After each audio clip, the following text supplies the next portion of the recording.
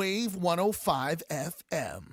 This is CBS News on the Hour, sponsored by Progressive Insurance. I'm Cammie McCormick. A federal court in California has ruled the Trump administration violated federal law in deploying National Guard troops and Marines to Los Angeles over the protests against immigration raids. CBS's Jake Rosen has details. It's taken a couple of months, but a federal judge in California has ruled that the Trump administration's deployment of Marines and National Guard in California and the way that those officers and military members were deployed throughout the city to do civilian law enforcement was illegal, essentially accusing President Trump and Department of Defense head Pete Hegseth of using these troops as their, quote, personal law enforcement or a national police force. Some veterans groups are urging National Guard troops to refuse possible orders to deploy to Chicago. Brad Thompson's an attorney with the National Lawyers Guild. Service members did not enlist to become an occupying army in their own backyard. The Department of Homeland Security is announcing it will give more money to state and local law enforcement agencies that agree to have their agents deputized as immigration officers.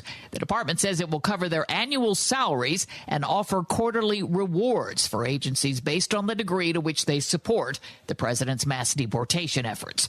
CBS's Nicole Killian reports Congress returns this week ahead of a deadline to fund the government and avert a possible shutdown by the end of the month. The chambers are at odds when it comes to funding levels. Just late last week, we saw the White House do what's called a pocket rescission to try to claw back about $5 billion in foreign aid, and that's on top of that rescissions package that Congress passed just before the recess. That is not sitting well with lawmakers on both sides of the aisle because their argument is, look, Congress holds the power of the purse. The death toll is at more than 1,400 from an earthquake in eastern Afghanistan Sunday night. Temendri De Silva is with World Vision Afghanistan. It's so bad that even helicopters are not able to land. Rescuers are having to prioritize locations based on access. And that means that several villages are being overlooked. After years of decline, prostate cancer is now seeing an uptick. Correspondent Matt Piper has that. A new study shows the disease is increasing in men of every age, including by about 3% per year in those younger than 55 and 6% per year in men over 55. The rate of death nationwide is 2 times higher for black men compared with white men. McDonald's is cutting prices on some combo meals to woo back customers who are saving every dollar these days. Checking the numbers on Wall Street at this hour. Stocks are lower. The Dow is off 318 points. This is CBS News. Sponsored by Progressive Insurance. Get renter's insurance to protect the things that make your place a home, including coverage for theft or damage. Visit Progressive.com. When you're hiring, have you ever felt like you're missing out on meeting great candidates? Well, they're not hard to find when you go to ZipRecruiter. ZipRecruiter helps 10 million people with their job search every day. People who are actively looking for jobs like yours. So it's easy to find the right person fast. 4 out of 5 employers who post on ZipRecruiter get a quality candidate within the first day. Try ZipRecruiter for free at ZipRecruiter.com/free. That's ZipRecruiter.com/free. Are you having trouble hearing? Hearing loss can devastate the quality of your life. Now, there's an affordable fix for you or your loved one. Rated the best hearing aids of 2025 by Forbes Health, Audion Hearing has the highest quality hearing aids at the lowest prices, starting at just $98 a pair. I actually like them better than my old $5,000 hearing aid. I could not believe how my hearing and life changed. Join over 1 million happy customers by going to audionhearing.com. That's AUDIEN hearing.com. The museum that celebrates rock and roll is marking a milestone. It's Jennifer Kuiper reports. The Rock and Roll Hall of Fame and Museum turns 30. It all kicked off back in 1995 with an hours-long benefit concert at Cleveland Municipal Stadium and broadcast on HBO, featuring performances by the Godfather of Soul. Bob Dylan and Aretha Franklin also performed. This year's Rock and Roll Hall of Fame induction ceremony is set for November 8th in Los Angeles. Jennifer Kuiper, CBS News. The Corporation for Public Broadcasting is being honored with the Television Academy's Governor's Award, even as it winds down after nearly 60 years. The Trump administration has withdrawn its funding. The organization supported PBS, NPR, and hundreds of local stations with programs like Sesame Street. I'm Cammie McCormick, CBS News. So my mother is thinking of... Hafa Adai Guam, it's The Guam Guy, and my podcast is now playing on Wave 105. Catch me every third Friday right after Patti at 10 a.m. for all things environment and adventure on The Guam Guy Show. As AI advances ever faster, are graduate degrees worth the time it takes to get them? I'm Jeff Colvin of Fortune Magazine with the Fortune Business Update. Jad Tarifi, the founder of Google's first generative AI team, says by the time you get a PhD degree or become a medical doctor or a lawyer, AI will have learned everything you've learned and more. Now, he says, time would be better spent studying a more specialized topic intertwined with AI, like AI for biology, for example, or maybe not even get a degree at all. Tarifi says thriving in the future will come not from collecting credentials, but from cultivating unique perspectives, emotional awareness, and strong human bonds. He encourages young people to focus on two things: the art of connecting deeply with others and the inner work of connecting with themselves. I'm Jeff Colvin. Country music lives on Route 99 FM. Tune in to 99.5 FM or listen live online at Route99FM.com to catch all your favorite country music nonstop and direct. 24/7 country music. Classics, throwbacks, and the chart toppers are keeping you cruising on Guam's road to all country music, Route 99 FM.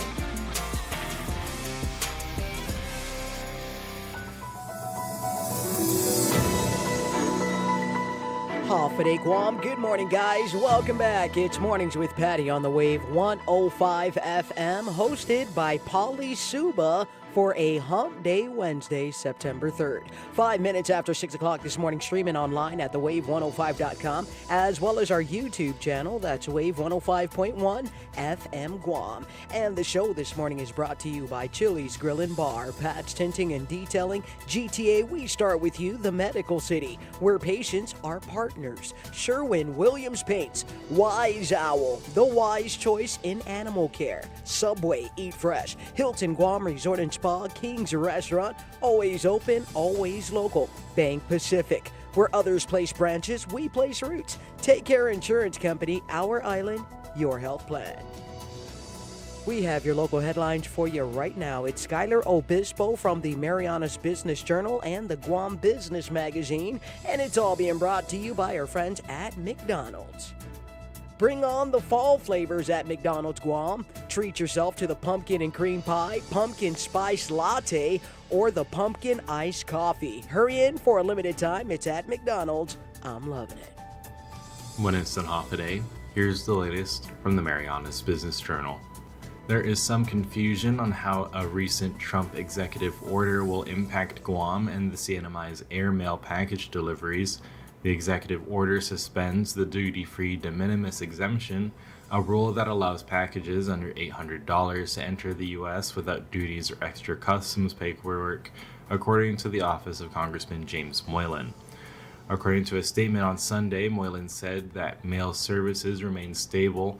However, a statement by CNMI Congresswoman Kimberlyn King-Hines says that certain packages delivered to the CNMI and Guam are currently suspended.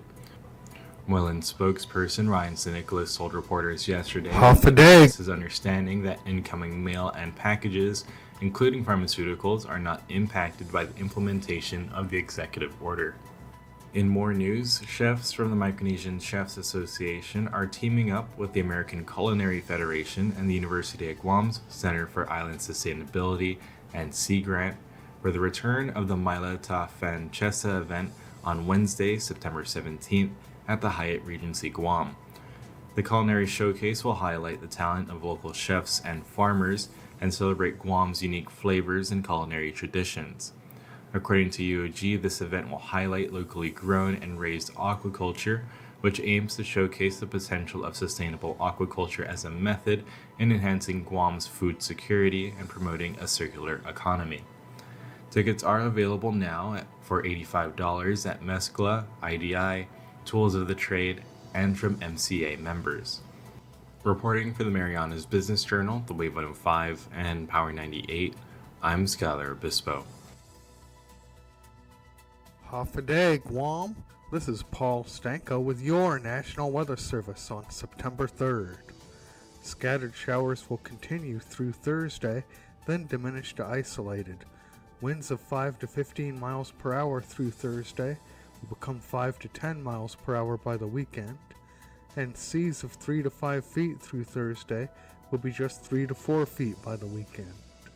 The latest weather information can always be found at www.weather.gov/GUM.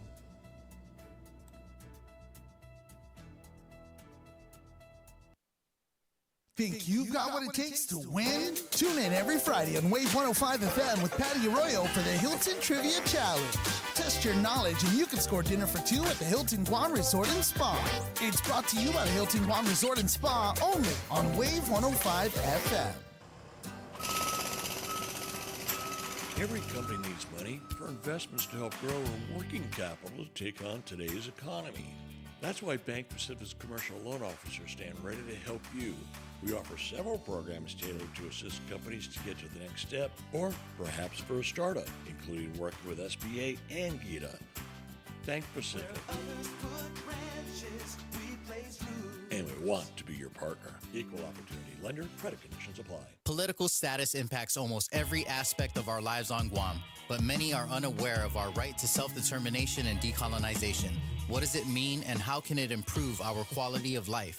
Join the conversation, ask some questions, and learn more about your right to self-determination and the 3 legitimate political status options for Guam. Tune in to Challenge the Status Quo every Monday from 10 a.m. to noon on Wave 105.1 FM, presented in partnership with the Commission on Decolonization and Glimpses Media.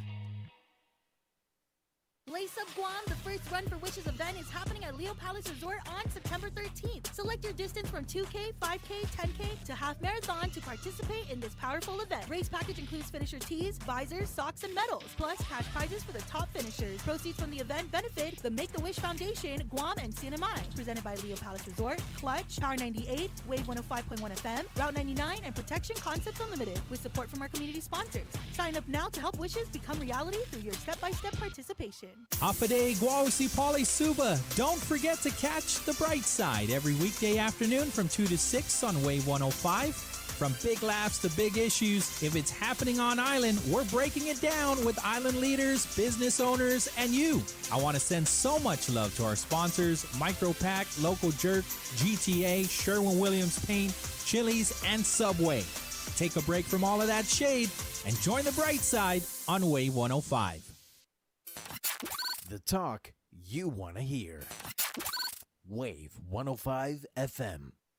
The views and opinions expressed in this show are that of the show hosts, guests, and callers. They do not necessarily reflect the views and opinions of the staff and management of Wave 105 FM, Glimpses Media, or any of our partners. As we strive to provide quality, respectful, and engaging content, we welcome you to participate in the conversation. Thank you for tuning in to Wave 105 FM, the sound of Guam. Enjoy the show. Just take those old records off the shelf. I sit and listen to them by myself. Today's music ain't got the same soul. I like that old time rock. Heck yeah. Yeah, just a little bit, tad bit. Good morning, Pauly. We could always use more rock and roll, right? Hey, let's go. More punk rock. Come on, just a little bit. A little bit wouldn't hurt. A little bit. Welcome to it. Another Mornings with Patti. Rolling with Dice. My name is Pauly Suba, filling in for Patti Arroyo on a Wednesday. Wednesday, let's go. Viva Medcalis. Here's the number, 671-922-1051 or 1052. We're online, thewave105.com, as well as our YouTube channel. That's right. Wave 105.1 FM Guam. And so if there's anything that you want to talk about, some uncertainty, right? Okay. And so the Postal Service, right? I saw a couple of releases coming out from Congressman Jim Moylan. I think ever since Sunday, Monday, and then even more clarification on Tuesday. Congresswoman King Hines from the CNMI also put out a release and is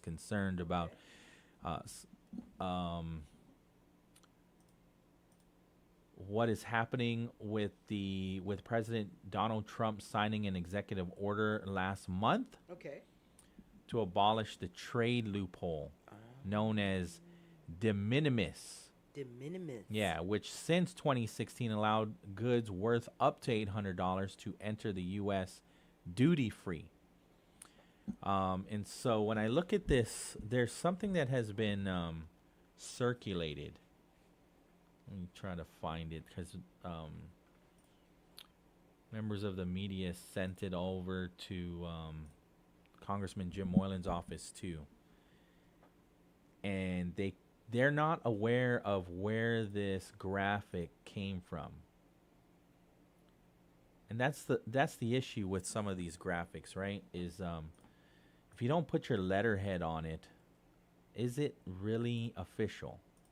I don't know if a media outlet created this graphic. I don't know if somebody in an official capacity made this graphic. I mean, they made the graphic to simplify things, but the problem is I don't see a letterhead on it, so I don't know how official it is, But it spells it out. Executive Order 14-324 impacts at a glance for Guam and the CNMI. So it compares global effects and then Guam and the CNMI effects. And there's no letterhead on it. So I don't know if this came from a media outlet just trying to break things down, make things simple for those that read this. I don't know. But when you look at global effects, right off the bat is a flag for me, right? And also Congressman Jim Moylan's office called it out too. It says, signed July 30, 2025, President Trump. Yeah, so it doesn't even spell President Trump's last name correct. It's an N and not an M, right? And that could be a simple typo. I'm not saying that it's not official, but it wasn't spell checked.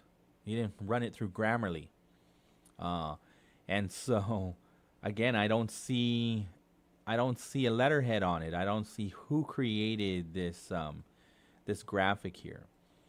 But nonetheless, it says effective August 29 on the global effects worldwide response. UK, Germany, France, Australia, and others pause U.S.-bound shipments. Packages now face 10 to 50% tariffs or $80 to $200 flat fees. For small businesses and online sellers hit hard, Etsy and eBay stocks fell. For Guam and the CNMI, affects air mail suspended, packages no longer arriving by plane. Sea mail still available but slower and less practical. Local leaders sound alarm.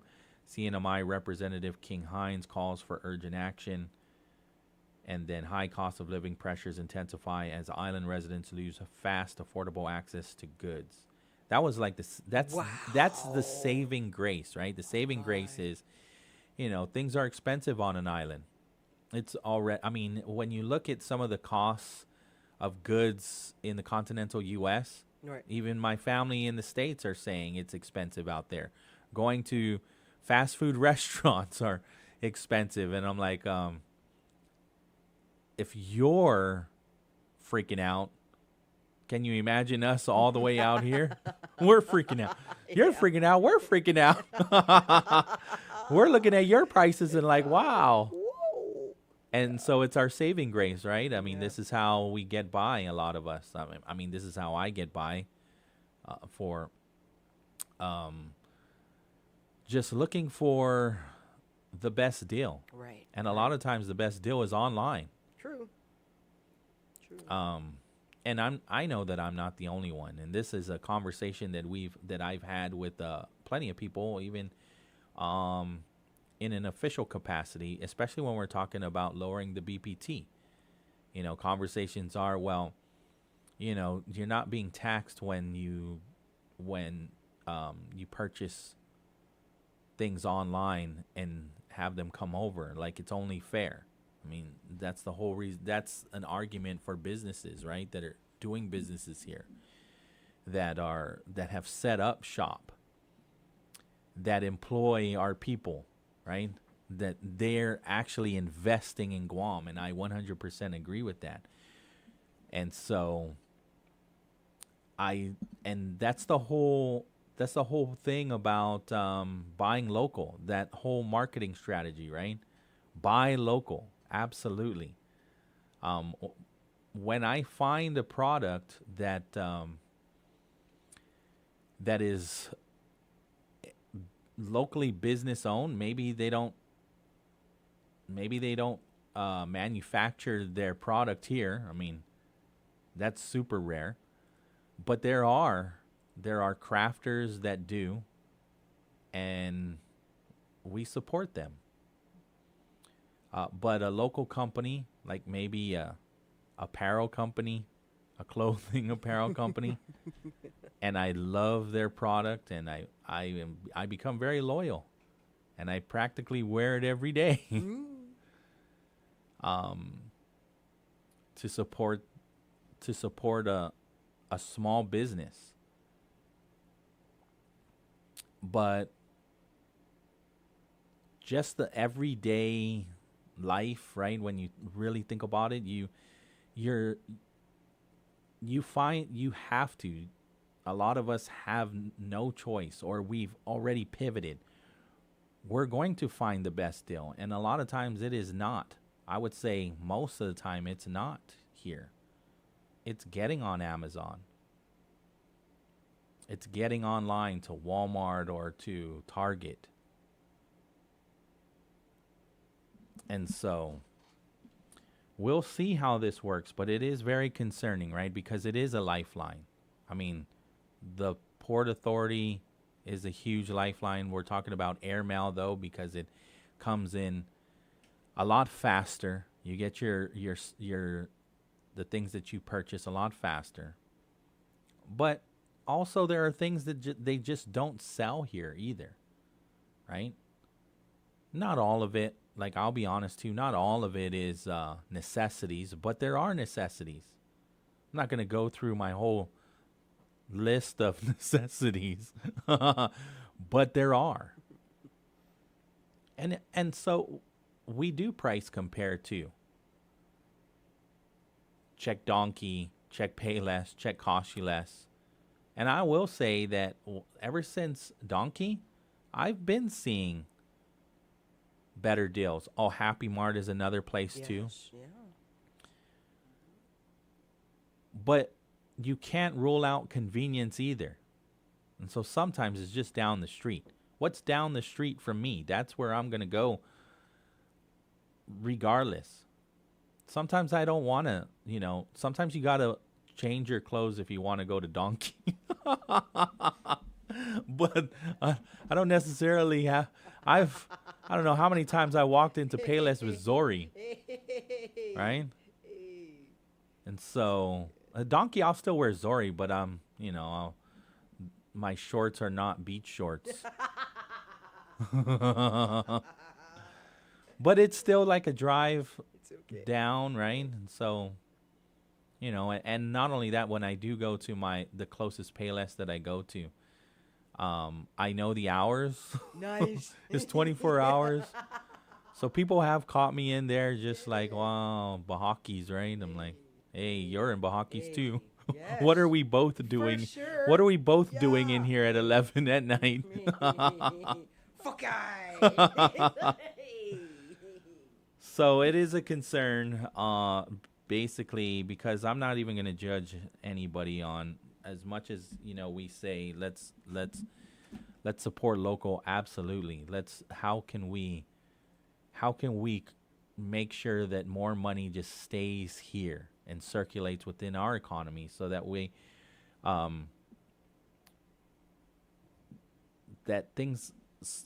it creates more jobs right here.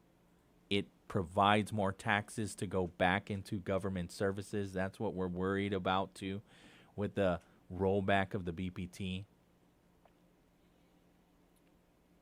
And so it's a difference of philosophy as well too on, is this budget bill disastrous? Is this a beautiful compromise? I mean, it is a wait and see, but also some people can't wait. Some people can't afford to wait and see. And so there's a lot of uncertainty, and this might be this uncertainty with this graphic that says, for the world, it's a shipping headache. For Guam and the Marianas, it's a lifeline cut. This might be the one that just is the decision maker. Calling up cousins and calling up family members. I've been there too. You got room in your apartment? Right. Who's hiring over there? And so that's why our congressman is very important. Because it's not just that uncertainty, the uncertainty over at public health too. I read on the Post from Nestor Lecanto, Guam excluded. See, look at both of them on the Post. USPS outbound packages held as executive order takes effect. And then right below it, another uncertainty. Public health federal funding lifeline hope evaporates. And so it's Teresa Areola, the director, who, by the way, just got an award for Cabinet Member of the Year, right? I don't know if they're going to do that every year, but, you know, she deserves it, right? She's done a lot of good work, not just that, public health, Guam Behavioral Health and Wellness Center. And I think the reason why she was tapped to go over to public health was because of the work she did at Guam Behavioral Health and Wellness Center. And so she's concerned about not getting any of the $50 billion for the Rural Health Transformation Act. And so now we're trying to figure out, how do we fund public health, right? We'll not get much needed money to offset the big funding cuts that are expected from U.S. Department of Health and Human Services. And so it says here that she was caught off guard. She was caught by surprise, was not aware of Guam's exclusion until she was tipped off by a friend. So when you look at, well, what is this Rural Health Transformation Act? It was created under the One Big Beautiful Bill, signed into law on July 4. The program provides $50 billion in federal funding, distributed as $10 billion per year from fiscal years 2026 through 2030. The RHT program is meant to transform rural health care by improving access, health outcomes, provider workforce, innovations in care delivery, and technology use. So Teresa Areola to Nestor Lecanto, she says, there's nothing more rural than Guam. I mean, Guam is a rural island, she says. We're not a rural county, but we're a rural island. And so we would qualify just under the name, Rural Health Transformation Act. But it excludes territories. And I think that's where her friend, tapped her and said, that this $50 billion excludes territories and Washington, D.C. This is only for the 50 states. And so there's concern. So what does it do for these rural counties in the 50 states? It makes rural America healthier through preventative care and chronic disease management, ensures sustainable access to care by improving system coordination, strengthens the healthcare workforce in rural areas, and supports innovative care models and tech innovation like telehealth, AI, remote monitoring, and cybersecurity. Somebody's on the line? Yes, we got Tinjo. Oh, Joe Mowley. Yeah. Senor. Hafa Adai. Hey, there we go. Hafa Adai, senor. You called yesterday? I've been trying to call you. I was down at Marisu taking the construction. I've been it's trying. Nice down there. I've been trying to get a hold of you because I have seeds for you. I'm trying to. What's that again? I've been trying to get a hold of you because I mean, we don't have to do this on the radio, but we have seeds for you thanks to Mayor Melissa Tavares. I've been trying to get it over to you. I don't. I hope, that one? Yeah, I hope it's still good. Oh, don't worry about it because the one went up to Home Depot. Yeah. Yeah, she got some. Okay. You go ahead and I'll take just plant. that and I'll just use plant. it. I'll plant it myself then. Yeah. Okay. Yeah. No, I was down at Morrison road construction. Yeah. How's everything over Yeah, there? and I was busy the guy directing traffic. And it's nice, man. The road. That's good. Yeah, it's nice. This is much needed repairs. It is the manhole. Yeah. And I hope they continue up to right by business, further up to towards Iran. Mm-hmm. Yeah. The road from the pier. Mm-hmm. Yeah, all the way up to the middle of the village. Yeah. It was nice. Little bit delay. And people are waiting because, they only use one lane. But it is nice. It's better than Route 1. So, hey, wow. That's good. You deserve it down there, down south. Oh, yeah. Are people already able to drive on it? How are they moving people through that area? They take turns. Okay. They only use one lane. Okay. But the public works need to put up a sign, speed sign. Yeah. Like 15 miles per hour because the road is right next 2 feet from people's house. Oh. It's very close. They need to put up a sign, speed sign, It's like the school zone. Right. I mean, yeah. I would think that those signs go up every time they're doing road construction. No. Yeah, they put up a sign, down? but I mean, it's the. Do they not have a flag? The speed limit. Oh yeah, like what is it in construction? It goes down to like what, 15? It should go down. There's no speed limit sign. Oh, there's none. The only a sign they put up heavy equipment and workers. Right. Yeah. So that's a caution sign already, right? But you're talking about the permanent sign. Well, at permanent speed limit sign. Understood. At least they should have a temporary one though that says 15, oh, yeah. right? While they're doing construction. Do they have a flagger? A flag? Yeah, the two guys are one. Okay. One end directing traffic. They hold the one lane, and then the other guy on the other side. So when they do that, they're controlling the traffic at that point, right? Right. Yeah. Okay. That's good. Like I said, went down yesterday, and I called in, but I was busy looking at the guy directing traffic. I think I heard a little bit of your rumblings going on in the truck. We went to right you here? and we could hear somebody was on the. I thought at first it was the FBI. I thought it was the FBI. I heard you said, yeah. The FBI. The FBI is. But I was waiting for the guy to let us pass from the other lane. You could tell us. You could let us know that you work for the FBI. It's okay. I'm starting to question. Starting to question our friendship.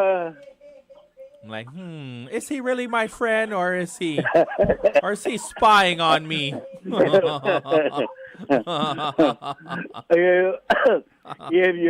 If I call and I don't answer, that means there's an obstruction. Okay. Like this way. Right. No worries. Yeah. No worries, Joe Malik. How's everything else, though? I mean, the chickens sound healthy. Oh, yeah. I'm feeding the neighbor's chicken Oh, you're at the feeding the one neighbors. house. Okay. Later on, because it's still raining down here, so later on I have to go down to the ranch and keep up with the grass, bush cutting. Right. Every time it rains, they grow so fast, like they're putting fertilizer on those. Right. You know, they grew up 2 inches, 3 inches in 2 days. So I have to keep up with nature. Yeah. Oh, yeah. Yep. Yeah. And the problem is, Nature's way. yeah, Talent to nature. you cannot fight nature. Nope. Nature wins all the time. All the time. Yeah. Yeah, all the time. I have to, I was telling Mark of my attitude. Once I start something, I have to keep up. Right. Because silence is a good practice. Yeah. Yeah. Well, it keeps you young, too. Keep me exercise in the morning. Yeah. Absolutely. Keep me busy. Absolutely. That's why I was telling you, like, even if the guys show up at the NASA area to cut the grass, just hang out with them. You can be their supervisor. You can supervise their supervisor. Yeah, right. I stay Like, stay around. Hey, you missed a stay spot. around. Whoa, too low. They don't like it when they see the dirt. I know that if I leave the place, they're gonna sit down and drink coffee and relax. Yeah. That's what. Take only 10 minutes break. They take 2 hours. So I stay around for a while, see how they react, and how they move. Once they saw me coming, towards the area, and I stopped and I just parked my truck and watched them. They know it was me. The supervisor started telling them direction. Right. Yeah. And they have to move real fast. That's good. Okay. Because they're getting paid. Oh, they're yeah. getting paid, so they have to move because the federal government pays them by the hour. Mm-hmm. And they get good money, too. They earn the money. Yeah. Yeah. And if it's a federal contract, then they have to pay their employees. I forget what they cannot pay the minimum wage. I know that. I forget what the price is. I think even a government contract, you can't. Have to look at the wages, but if you win a local Guam contract, you cannot pay them minimum wage. There's a minimum wage that's higher than the federal minimum wage of $9.25. Yeah. Yeah, and depending on the work that they do. Right. Like right. Mark. Yeah, you're right. Depends on Mark the work that they do. Mark, yes. Yeah. Mark is a carpenter. Yeah. You don't need to tell us how much. I'm sure he doesn't want anybody to know how much he gets paid. No, because I never ask him. Yeah. Okay. Good. If I ask him and he say he's not going to tell me the right amount. Good. Don't. You know why? Why? You know why he won't tell me? Why? Because he's going to ask me some money. You tell Mark that, hey, I'm on a fixed income here, buddy. I haven't got my cola yet. Richard, I'm familiar with the fire department desk, but not Mark. Right. Mark is a joker. Yeah. Picaro. There you go. Yeah. I haven't heard that in a while. Picaro. Okay, senor, I'm going to run. I got to take this break. Yeah, okay. But if there are any more updates on that road paving, let us know. All right. Okay, senor. Okay, adios. Yeah. 6:38 in the morning, we got to take our first break of the hour. And then on the other side, well, let me see. Yeah, there's a I'll give you the message from Congressman Jim Moylan, right? Also, Senator Jesse Lujan. I reached out to him. He sent a couple letters, too, on cabotage and Jones Act exemptions and whatnot, right? And so I saw that letter. I reached out to Senator Jesse Lujan, but he's not on island. And then the resolution from Senator Jesse Lujan, Senator Chris Duenas, a number of other senators on that list, Senator Chris Barnett. So it's not just Republican. There's a Democrat on there writing a letter, a resolution advocating, and they say President Trump in the resolution to allow the governor to use the ARPA money for the current hospital. And that's a conversation. That's what Dave was saying yesterday. Use the money on the current hospital. So here's the legislature doing that through a resolution.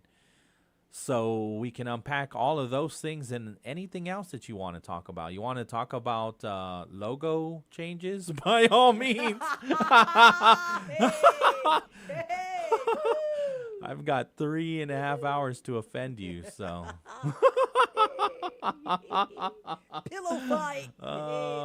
And then new ambulances. We're gonna get Nice. Captain Nick Garrido. Okay. He recently got promoted.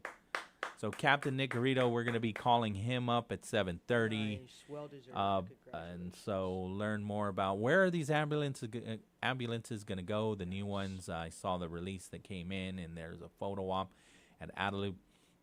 And then St. John's. Okay.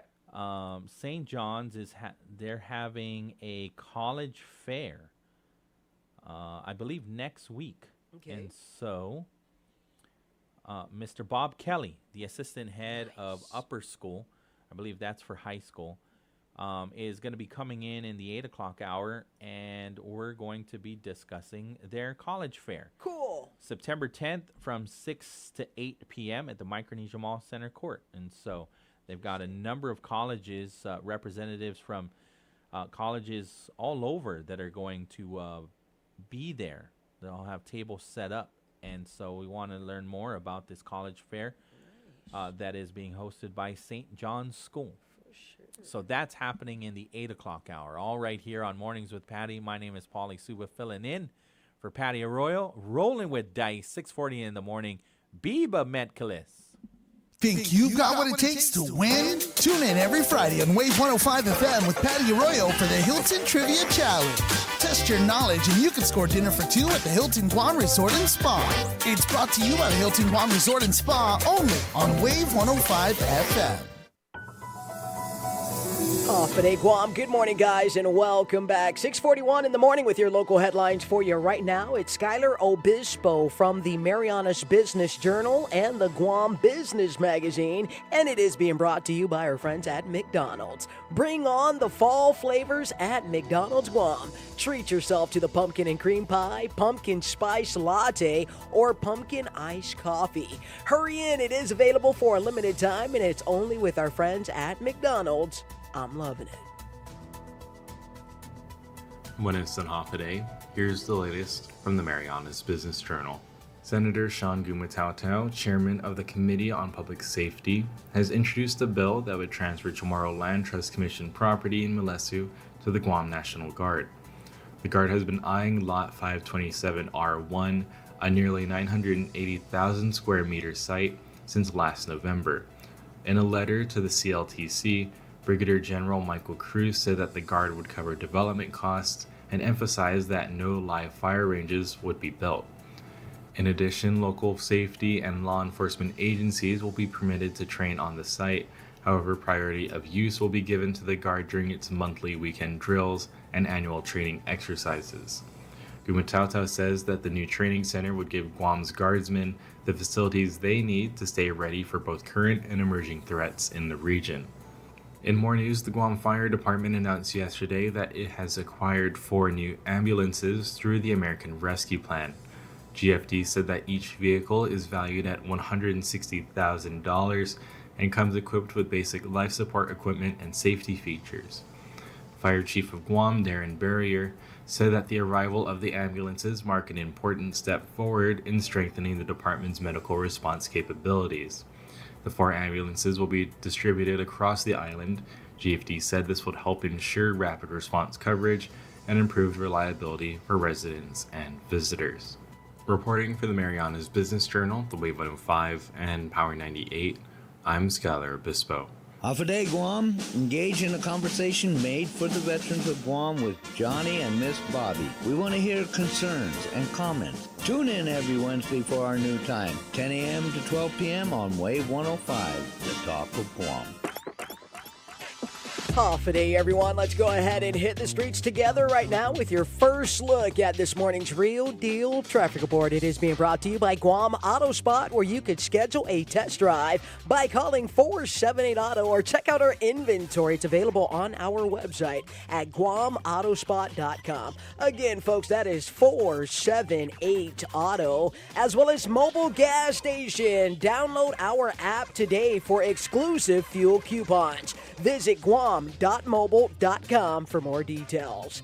DPW contractors will continue milling and paving along Route 4 from the Burrito Bell Tower towards Hemilani Apartment. That kicks off at 9 a.m. this morning, and it looks like it could roll into the 3 or 4 o'clock hour. Additional grass cutting will be in the Harmon Loop area. That's going to be along Route 27 this morning. That also kicks off at around 9 a.m.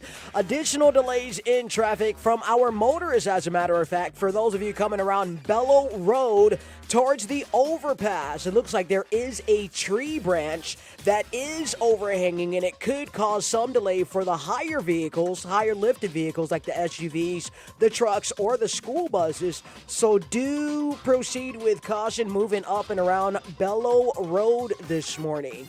On the northern end of the island, looks like traffic is quite light. Getting around Anderson Air Force Base should be done with ease this morning. Coming up and around Our Lady of Litness Catholic Church or flowing through Payless and Jigo. No delays there. We would like to remind the motorists, watch your speed limit, eyes on the roads, no texting and driving, and we should all be able to have a safe Wednesday morning. This is your Real Deal Traffic Report for Mornings with Patti on the Wave 105 FM, hosted by Pauly Suba on a Wednesday, September 3rd. Pat's Tinting and Detailing offers premier services from complete interior cleaning and VIP detailing. And to keep you cool, Pat's also offers factory, ceramic, blacked out, and based-approved auto tinting. For more information, call 647-SLAM.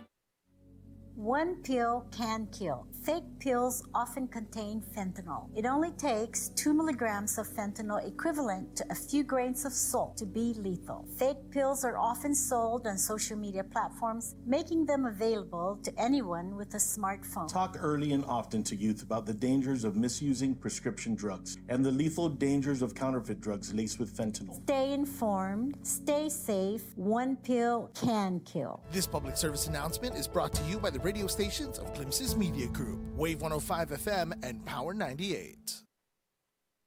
The views and opinions expressed in this show are that of the show host, guests, and callers. They do not necessarily reflect the views and opinions of the staff and management of Wave 105 FM, Glimpses Media, or any of our partners. As we strive to provide quality, respectful, and engaging content, we welcome you to participate in the conversation. Thank you for tuning in to Wave 105 FM, the sound of Guam. Enjoy the show.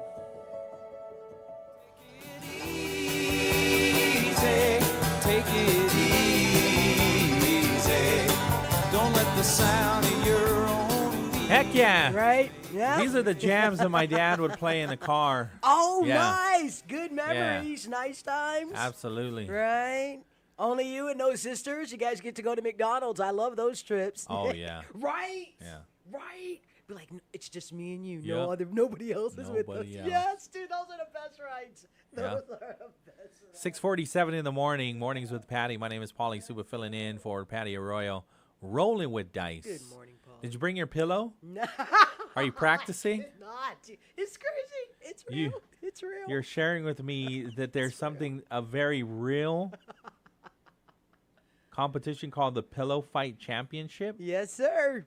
Pillow fighting. Founded in 2021. Mm-hmm. I've been doing pillow fights since I was a toddler. Come on, bro. That's where we're at right now. Wind up. I know how to wind up for sure. Bro, it's real. But see, it's not a real pillow fight if you're not fighting on the bed. Because that's where it really goes down. That's where it's going down. So I don't know. Are they on a bed? I'm looking at some photos here. I see like a like a full-on, a real ring. A ring. Yeah, they're in a boxing ring. In a boxing ring with some These pillars. guys are legit, too. It's legit, dude. Yes, bro. This is legit. I mean, we got the slapping. Now we're pillow fighting. They're full-on athletes. Right? Thank you. See, I was telling my brother this, and he didn't believe me. This? Thank you, Pauly. It's yeah, real. No, they're taking this seriously. See? And they get paid for this stuff. They yeah. got pro pillow fighters. Professional sports organization that arranges competitive pillow fight matches. It was founded by brothers Steve and Paul Williams in 2021.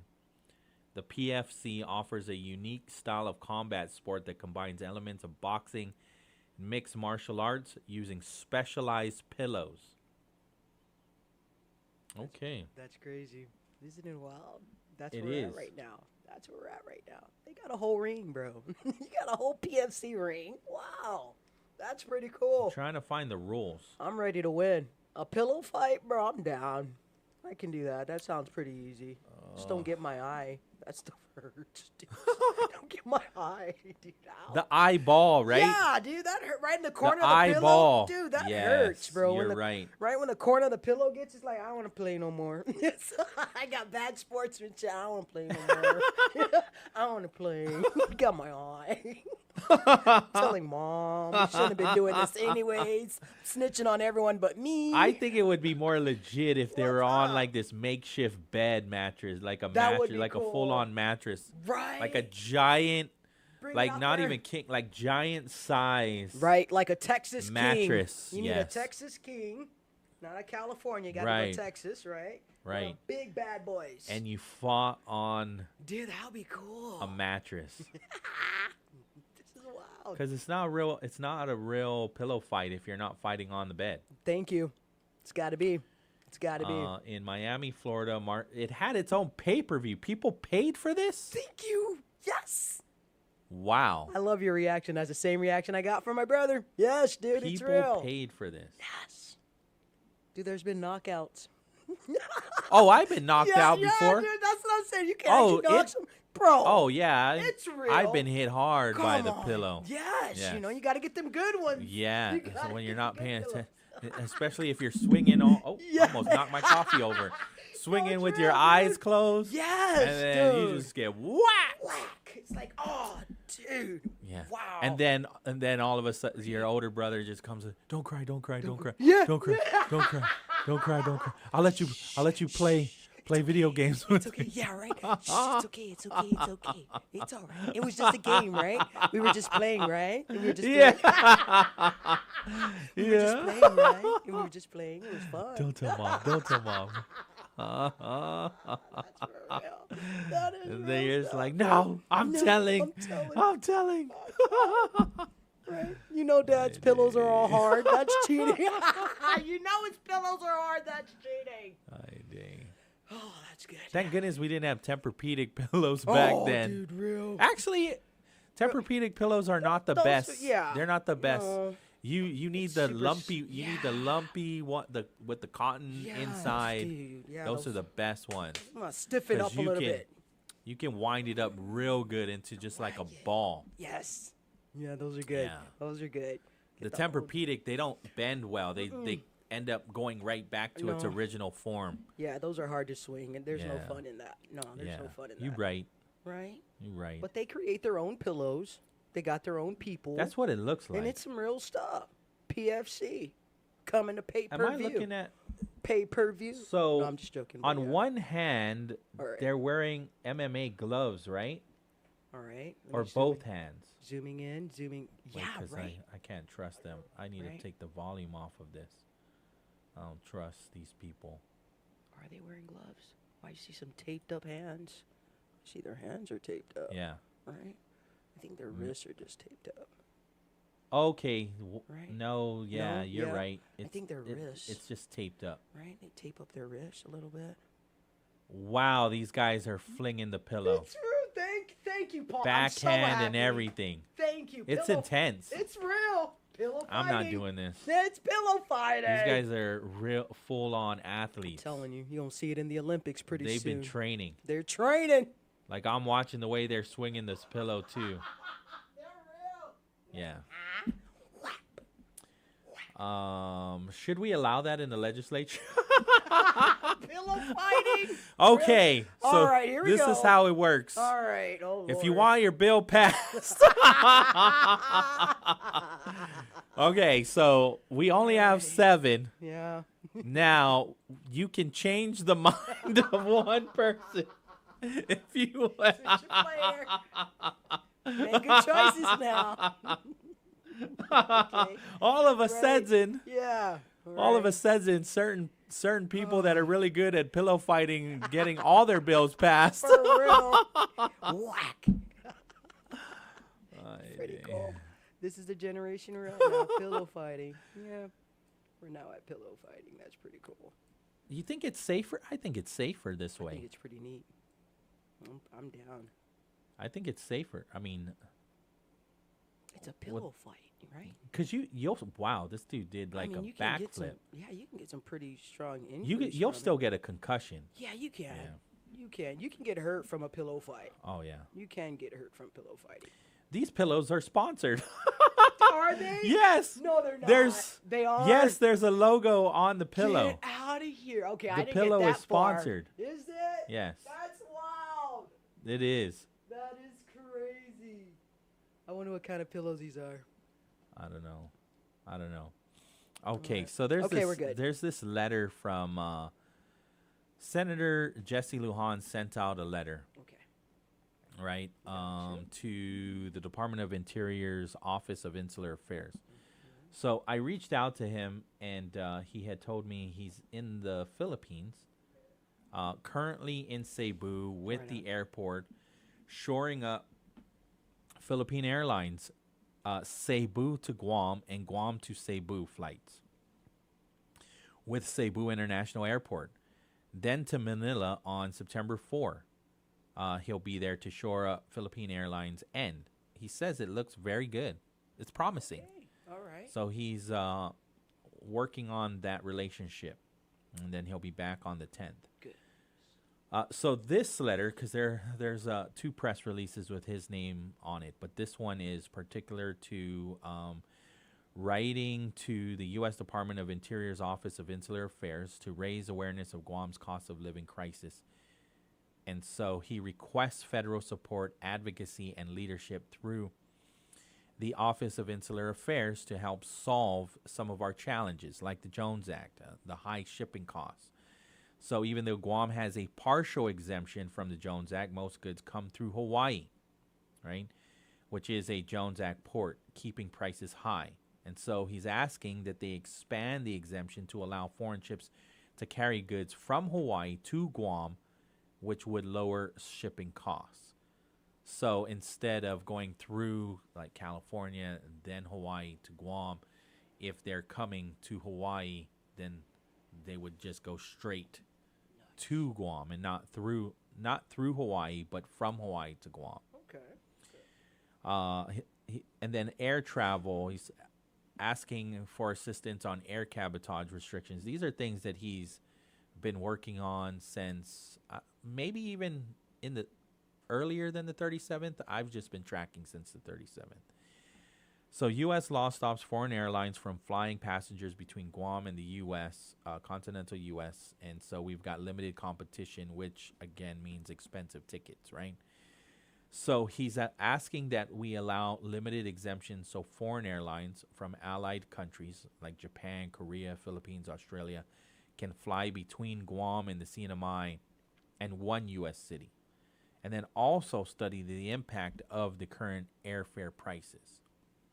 He says, we also have construction cost issues, right? Materials are expensive due to shipping delays and limited freight options, making housing unaffordable. He's asking that the Office of Insular Affairs work with USDA, HUD, and SBA to set up Guam-based warehouses, speed up port improvements, and modernize Guam's port with federal funding. He talks about the concerns of healthcare and caregiving labor shortage. Guam lacks caregivers and healthcare workers, and he's asking that we recruit from the he's saying that recruiting from the continental U.S. is hard, and visa rules block bringing in needed foreign workers. So he's asking we expand or create a special H-2B visa program for healthcare roles in Guam. High utility costs and weak energy infrastructure. He says Guam has some of the highest electricity rates in the U.S., relying on imported fuel and old power systems. Storms also cause major setbacks. And so he's asking that the federal investment in solar microgrids, energy efficiency, and underground utilities be invested by the federal government, and then also grid modernization. Also, unequal access to federal programs. Guam often gets left out of benefits like Medicaid, SSI for sure, FEMA aid, pandemic relief. Guam wasn't included in the radiation. He even brings up RICA. Is this guy running for Congress? Wow. He's good. He's good. Uh-oh, Congressman Moylan. He's good. He's our guy. So push for automatic inclusion of Guam in federal programs so citizens aren't treated differently from those in U.S. states. And then also transportation between islands, right? Guam and the NMI. Flights between Guam and CNMI are too expensive, $400 to $500 for 30 minutes. I've seen the reasoning, right? It's like, well, click Guam. Okay. You got to go to United Airlines, click Guam. Gotcha. Or click Saipan, and you'll find a cheaper price. And then also, bags cost a little bit more. But I'm like, who goes anywhere without their bag? Right. So, I mean, I don't know. Maybe for a day or two, you just wear the clothes. It'd be like Joey on Friends and just wear like multiple shirts, multiple pants on your body. And then he talks about brain drain, how the younger generation is leaving.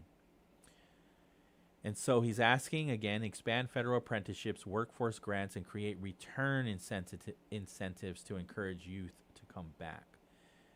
We're KGUM FM in Dededo, Guam. I want to just, before we go to the break, let me just, from the press release, because I really wanted him on, but he's, again, off island. So he says this is not a call for handouts when he sent this letter, right, to the Office of Insular Affairs. We are not asking for the federal government to hand us everything on a silver platter. Rather, we want to be partners and work together in seeking solutions to improve the lives of our island residents. Guam is home to among the most patriotic U.S. citizens and some of the highest enlistment rates in the nation.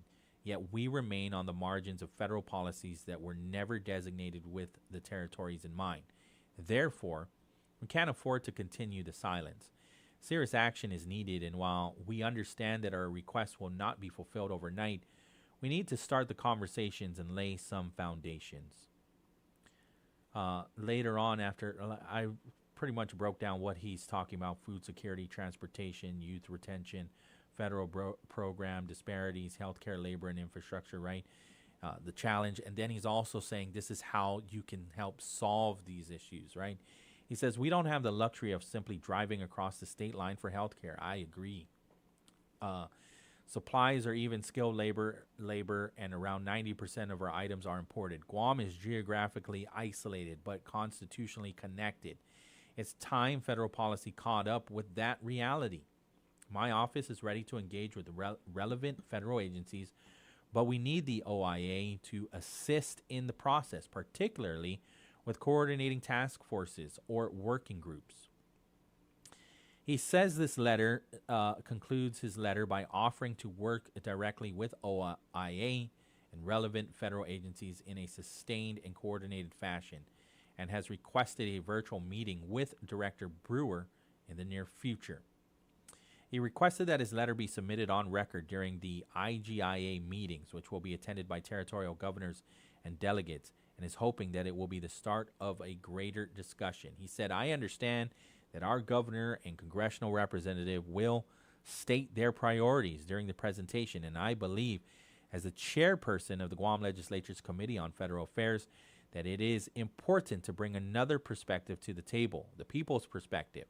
Our community is not asking to be rescued. They're asking to be respected and included.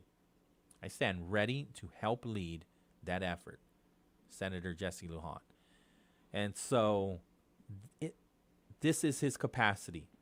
So whether he's running for Congress or not, in his capacity as Guam Legislature's Committee on Federal Affairs, he is writing letters to the OIA. And good. The more letters, the better. I think you don't even need to be part of this committee. You can, as a local leader, you can advocate, again, for the people of Guam. Because, I mean, Congress is acting. They're resolving some of the issues, defunding some of these agencies by creating these rural rescue acts. But not the territories. And that's disheartening. It's frustrating. Because we are also America. And when you look at representation, that's why political status is very important. All of these uncertainties. And we look to people like our congressmen. But guess what? We all know this, right? I'm preaching to the choir. This audience knows this. We don't have voting rights. Our one delegate does not have a vote in Congress, and we don't have a senator. These uncertainties being left out constantly will continue in this status quo. That is why it is very important to move past this. We must advocate for more because we are important. And we shouldn't be complacent. We shouldn't be like, oh, this is good. Let's just ask for status quo with benefits. No, let's ask for more. Because no one even asked us in 1898, in 1950. That's injustice. And so anybody that advocates for more, I thank you. We'll take the break. And then on the other side, like I said, at the bottom of the hour, we'll talk to Captain Nick Garrido, who is going to share some good news, right? We've got some new ambulances that are going to be out at the fire stations. And so we'll get some updates from Captain Nick Garrido of the Guam Fire Department a little bit later on in this hour. I already gave our call letter, so we'll go right to the CBS News. This is CBS News on the Hour, sponsored by O'Reilly Auto Parts. I'm Cammie McCormick. President Trump has just announced he's moving the location of the U.S. Space Command from Colorado. We had a lot of competition for this, and Alabama's getting it. Specifically Huntsville, which Trump says will now be known as Rocket City. Trump says one of the problems he has had with Colorado is mail-in voting. A federal judge ruled today that Trump's deployment of National Guard troops to Los Angeles was illegal. CBS's Aaron Navarro at the White House. This decision only applies to California, but the judge in his ruling showed concern over National Guard troops being called to other California cities like Oakland or San Francisco, and said that President Trump is, quote, essentially creating a national police force that he is chief of. We know that the Attorney General in Illinois has threatened to sue if the National Guard is deployed to Chicago. The Pentagon has reportedly approved sending as many as 600 military lawyers to the Justice Department to serve as temporary immigration judges. In eastern Afghanistan, the search continues for victims of a major earthquake Sunday. Taliban officials say more than 1,400 people have died, but the BBC's Yogita Lamaya reports it's impossible to know for sure. As far as death tolls are concerned, locally here in Afghanistan, if people are found dead under the rubble, what will usually happen is that they will be buried really quickly, according to local customs, and there will be nobody really recording these deaths. So the death toll that we're hearing from the UN or from the Taliban government here in Afghanistan, they're largely estimates, I would say. Dozens of climate scientists are rejecting a recent report published by the Energy Department on greenhouse gas emissions. CBS's David Schechter. Today's new report from those 85 concerned climate scientists concludes, in an effort to minimize the threats, our government is sidestepping the negative impacts of climate change. It's misquoting international reports and oversimplifying and mixing up study results. Nearly 40 years after breaking off from Antarctica, a massive iceberg the size of Greater London is finally crumbling in the warmer waters. It was among the largest ever recorded. It can now disappear within weeks. The Trump administration's immigration crackdown is having an impact on beer sales, as Jim Krasula reports. Constellation Brands, the company that sells Modelo and Corona beers in the U.S., says that Hispanic consumers are buying less beer. The company says people, especially Hispanics, are making fewer trips to buy beer and are spending less per trip. Beer sales are also down among Hispanics since they fear being in social gatherings because of the increased immigration enforcement. On Wall Street, stocks are lower today. This is CBS News. Think O'Reilly Auto Parts for all your car care needs. Get the parts and service you need fast from the professional parts people at O'Reilly Auto Parts. Sherry, what have you done to your hair? What do you mean? Does it not look good? It doesn't look good. It looks freaking amazing. I can't believe how thick and healthy it looks. Oh, I must know your secret. No secret. It's hair volume from New Nordic. Hair volume, huh? Well, it certainly lives up to its name. Your hair has never looked so thick. It is gorgeous. I was so tired of having thin and brittle hair. Ugh, and the shedding. So I figured I'd give hair volume a try. Needless to say, I'm thrilled with the results. Hey, where are you going? I'm going to pick up some hair volume right now. My reunion's next month, and I want my hair to look as good as yours. Hair Volume is the best-selling hair tablet in the world and one of many award-winning natural health products from New Nordic, the #1 supplier of dietary supplements in Scandinavia. Purchase at newnordicusa.com or your local Walgreens, Rite Aid, or CVS. Available as a tablet or delicious gummy. Help your hair look full, voluminous, and beautiful again at newnordicusa.com, Walgreens, Rite Aid, or CVS.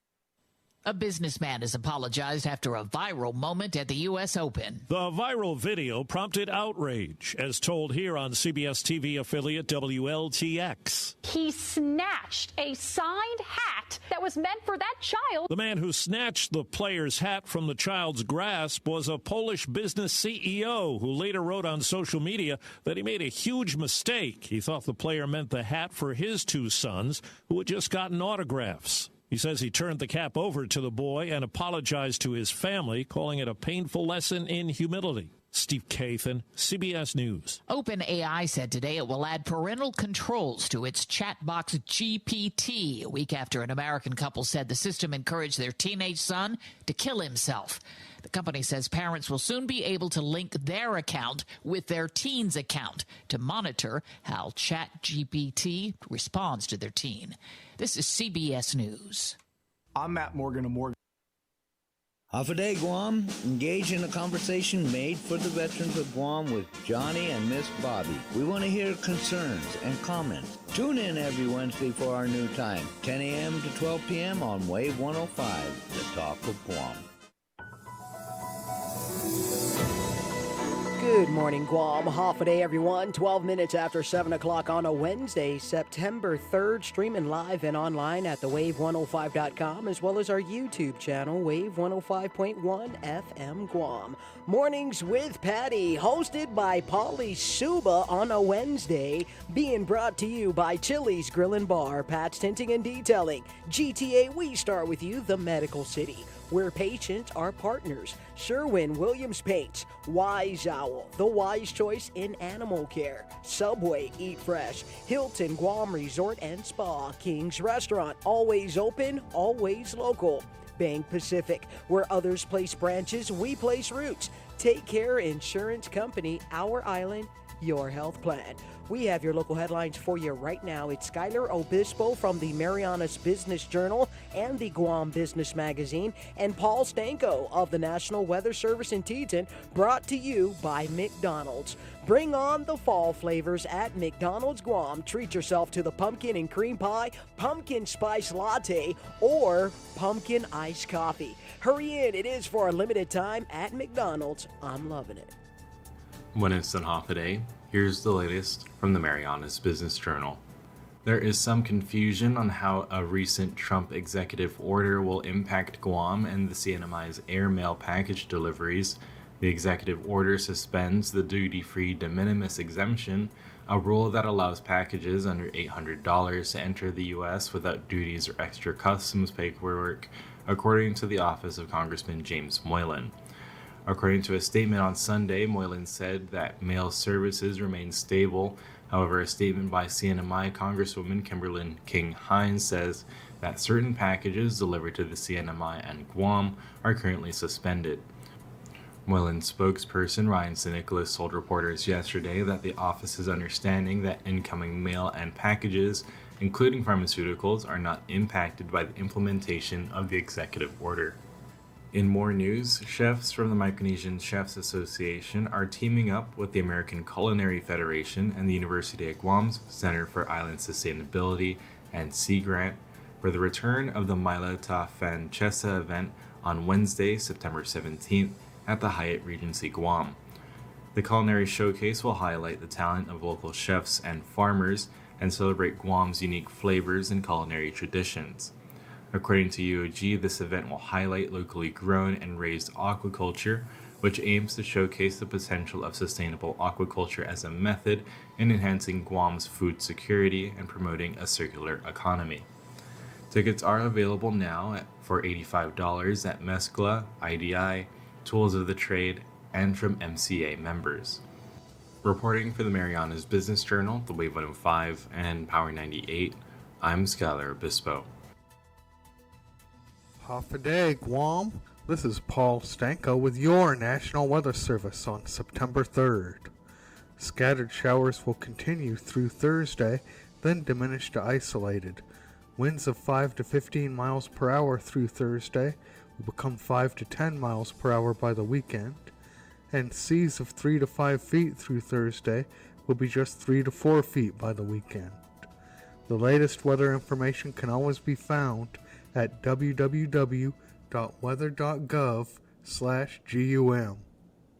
Have you tried all 19 Subway Series sandwiches? All crafted to crave, the Subway Series celebrates Subway's over 60 years of expertise in sandwich making. From flavorful cheese steaks and chicken subs to delicious Italianos, mouth-watering clubs, and the high-protein deli heroes, the Subway Series delivers maximum crave factor with a perfect combination of choice meats, cheeses, fresh and hand-sliced veggies, freshly baked breads, and signature sauces. The Subway Series is curated from hundreds of chef-inspired recipes to earn a coveted spot on the Subway Series menu. Get what you're craving for today at Subway. You gotta refresh to be fresh. Hafa Adai, everyone. Welcome back. Hitting the streets once again for another quick look at your real deal traffic report. It is being brought to you by Guam Auto Spot, where you can schedule a test drive today by calling 478-AUTO or check out our inventory, which is available on our website at guamautospot.com. And Mobile Gas Station. Mobile Gas Station. Download our app today for exclusive fuel coupons. Visit guam.mobile.com for more details. Southern end of the island hitting the streets around Inalahan, coming along Malolo this morning. Traffic is moving really nice and smooth. No delays this morning up and around Zotnya. Traffic is actually quite light this morning, getting around Tendon Inda nice and smooth there, flowing through Ordot or getting around Sinahanya. Traffic is light. No delays in Hagatnya. West and East O'Brien Drive are nice and clear. Route 1 into Mooning, no delays this morning. Couple of hot pockets getting around that ITC FHP intersection, or Village of Donkey coming up and around the airport this morning. Aside from that, eyes on the roads, no texting and driving. Remember, Guam seatbelts are sexy. Allow some braking distance between yourselves and the vehicle in front of you, and we should all be able to have a safe Wednesday morning. This is your Real Deal Traffic Report, and it's all being brought to you by our friends at Guam Auto Spot and Mobile Gas Station. Are you planning a trip to the Philippines? Why not come back feeling healthier and more rejuvenated? At the Medical City, we offer world-class healthcare services, including comprehensive executive checkups and top-tier aesthetic treatments for as low as $530. Imagine lounging on white sandy beaches, shopping at top-tier shopping centers, and indulging in premium healthcare all in one vacation. Book your getaway now and experience the best of both worlds. The Medical City, your trusted partner in health.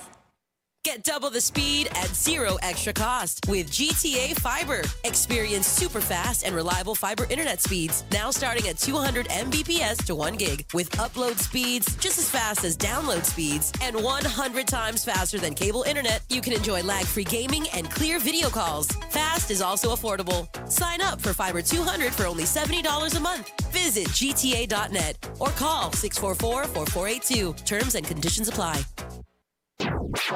Begin. We are Guam. Wave 105 FM. The views and opinions expressed in this show are that of the show hosts, guests, and callers. They do not necessarily reflect the views and opinions of the staff and management of Wave 105 FM, Glimpses Media, or any of our partners. As we strive to provide quality, respectful, and engaging content, we welcome you to participate in the conversation. Thank you for tuning in to Wave 105 FM, the sound of Guam. Enjoy the show. Have you ever seen rain? Oh man, you got me. Yeah, a little bit of rain. A little bit. Yeah. Like that much. Like that much rain. Eventually, you're gonna play Cats in the Cradle. Yes. Yes. Yes. Up next. Up next. Thank you. Thank you. Got some mental telepathy going here. Yeah, that's actually lined up next. No way. It is. I got it lined. It's queued up. It's ready to go. No, that song always makes me cry. Does it? Yeah. Okay, we're not playing that. We're not playing that. Because No. it's too close to Is close to real life. Cats if you think and- about it. Is Cat Stevens, right? Yeah. Okay. Yeah. Is it really? Yeah, because it's about a father that's too busy for their son, Makes sense now. Okay, I got you. and then the son grows up, and then is too busy for his father. I got you. That's real. That's And circle so back. every now and then I reflect back. I'm like, you gotta make time. make time. Make time. Have Make that to. time. Make that time. Yeah. Make that time. I got you, man. So here we go. Some good news. Here we go. PBS. Yes. Yes. Their documentary, Something to Call Our Own, a Tomorrow Dance Story, has been selected to compete at the Pacific Island Film Festival in New York City. Wow. Yes. The documentary is called Something to Call Our Own, a Tomorrow Dance Story, and it has been officially selected. They have confirmed it will be part of the festival screening on September 20 in New York City. September 20, got it. Okay. The film chronicles the Guam dance delegation's journey. I'm reading from the press release from PBS Guam.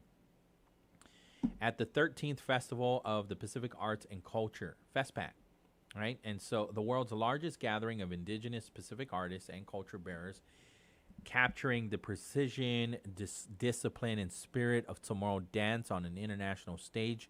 It was produced by PBS Guam. The documentary underscores the station's mission to preserve, elevate, and share Guam's cultural heritage through high-quality public media.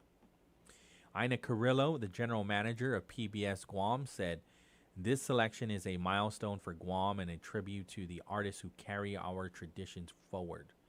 Documenting the delegation at FESPAC was about more than performance. It was about identity, language, and the living practice of Tomorrow culture. We're grateful to the Pacific Island Film Festival, New York City, for the platform and proud to represent Guam. Neil Darren Romero, the director of the film, said, "We set out to make a film that feels like home. At FESPAC, we witnessed how dance can hold history and hope in the same movement. We're honored to share that story with audiences in New York and beyond." It states here that this is a win for cultural preservation. For over 5 decades, PBS Guam, KGTF Channel 12, has been Guam's public media home for community storytelling and cultural preservation. By filming the Guam delegation at the 13th FestPac and producing something to call our own, a Tomorrow dance story, PBS Guam continues its commitment to safeguard intangible heritage through archival grade documentation, amplify Tomorrow voices on regional and global platforms, and educate new generations with accessible community-centered programming. About the film, Something to Call Our Own, a Tomorrow dance story follows master practitioners, emerging dancers, and culture bearers as they prepare for and perform at FestPac. Through rehearsal rooms, backstage moments, and powerful performances, the film explores how dance transmits language, values, and historical memory, offering an intimate portrait of a people moving in unison across time. And so PBS Guam is inviting sponsors and community partners to help underwrite the official television broadcast on PBS Guam and global YouTube premiere, ensuring that free public access for our island community and the Tomorrow diaspora. Sponsorship opportunities include on-air acknowledgments, digital placements, community screening, tie-ins, and educational outreach. Every day they wish the kids. I don't even think it needs to be Guam. You just reach out to PBS Guam. It could be the diaspora, and you can send in your birthday announcement, and then every morning, maybe multiple times, but I've seen it where it's every morning they wish all the kids that are on their list a happy birthday for them. So if it's September, obviously you have to submit, right? But your child's name not just will be on TV, but they will say your kid's name. And it means a lot to kids to hear their name be announced, right? And then to see their name on TV. Something so small like that means a lot. Exciting. Yeah, and so I mean, you do it every day over at our sister station on Power 98, right? They love that. Yeah. To hear their name, especially on their way to school. They like that. Right? All of a sudden they, maybe mom or dad messaged without them knowing. And then all of us, they hear Kyle or Reese or yourself or Ed shout their name out, right? Yeah, they love that. It is special. And so PBS Guam does that every day. They do that announcement. But they do more than just that. They produce these documentaries. The Sina series is powerful. It's impactful. Dr. Michael Carson of UOG, he has a great program about archaeology here in Guam, and he gives you all of these statistics and data that go 4,000 years ago. And he's actually shown these artifacts too on PBS. But there's a lot that's just going on locally here in PBS. But I always just go back to my childhood, Mr. Rogers. I mean, before Superman, punk rock was being kind to people. Right, through Mr. Rogers. And we all have our differences. We all have different backgrounds. We all come from different households. Right. But he taught me at a very young age to respect other people's backgrounds, to respect where other people come from, to be proud of our differences. And it's more than okay. It should be celebrated, our differences, right? And I learned that at a very young age. And that's powerful, too, because I don't know if you've ever seen a child when they go into Head Start or when they go into kindergarten and they don't, they're just glad to see their peers. The people the same size as them, maybe slightly a little bit taller, slightly a little smaller, but That's cute. And shows like that in the morning advocate for that even more so. Who doesn't like that big red dog? Oh yeah, Right, Clifford. He still goes around. That's right. You are right about that. Big red dog. Okay, so it's 7:28 in the morning now. Again, let me just learn more at pbsguam.org. Especially if you would like to partner with PBS Guam. pbsguam.org. I'll give you another number, 671. I'll give you a number, 797-7065. 671-797-7065. Ask for Rizal Almonds if you'd like to partner with PBS Guam on this cultural broadcast. 671-797-7065, or you can get more information on pbsguam.org. All right, so we're going to pivot now. You want to just take the break, and I'll reach out to the captain. Okay, cool. And then when we come out of the break, we'll be talking to him about Captain Nick Garrido. Nice. And we'll be talking to him about these new ambulances that the Guam Fire Department just got. So we'll take the break. It won't be a long one. We'll be right back. Wave 105 Mornings with Patti. My name's Pauly Suba, filling in for Patti Arroyo.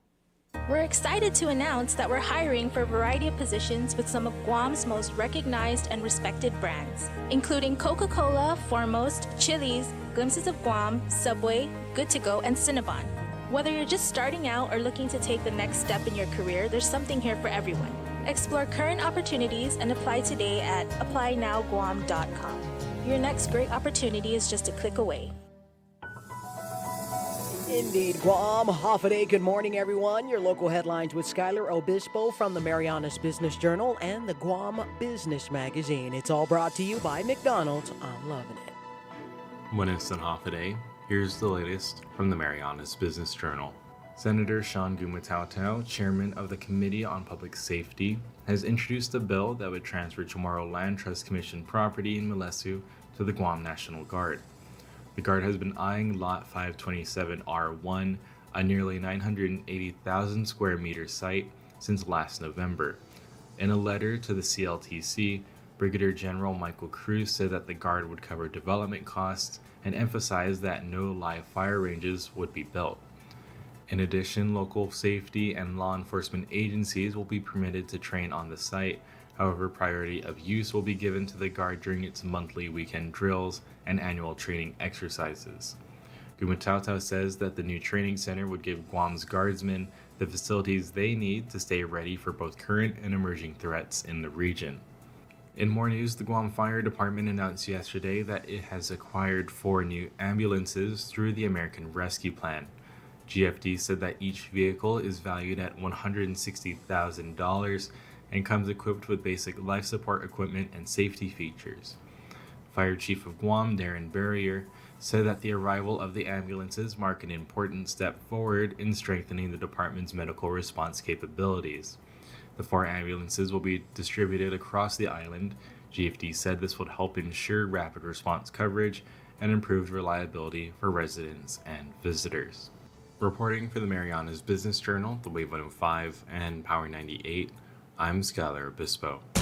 Country music lives on Route 99 FM. Tune in to 99.5 FM or listen live online at route99fm.com to catch all your favorite country music nonstop and direct.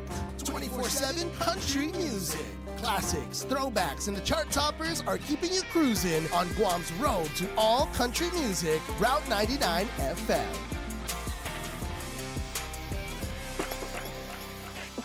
Hafa Adai, Guam. Good morning, everyone. Hitting the streets once again for another quick look at your real deal traffic report brought to you by Guam Auto Spot, where you could schedule a test drive today by calling 478-AUTO or view our inventory on our website at guamautospot.com. And Mobile Gas Station. Good morning, going out to the staff and management at Mobile Gas Station. Download our app today for exclusive fuel coupons. Visit guam.mobile.com for more details.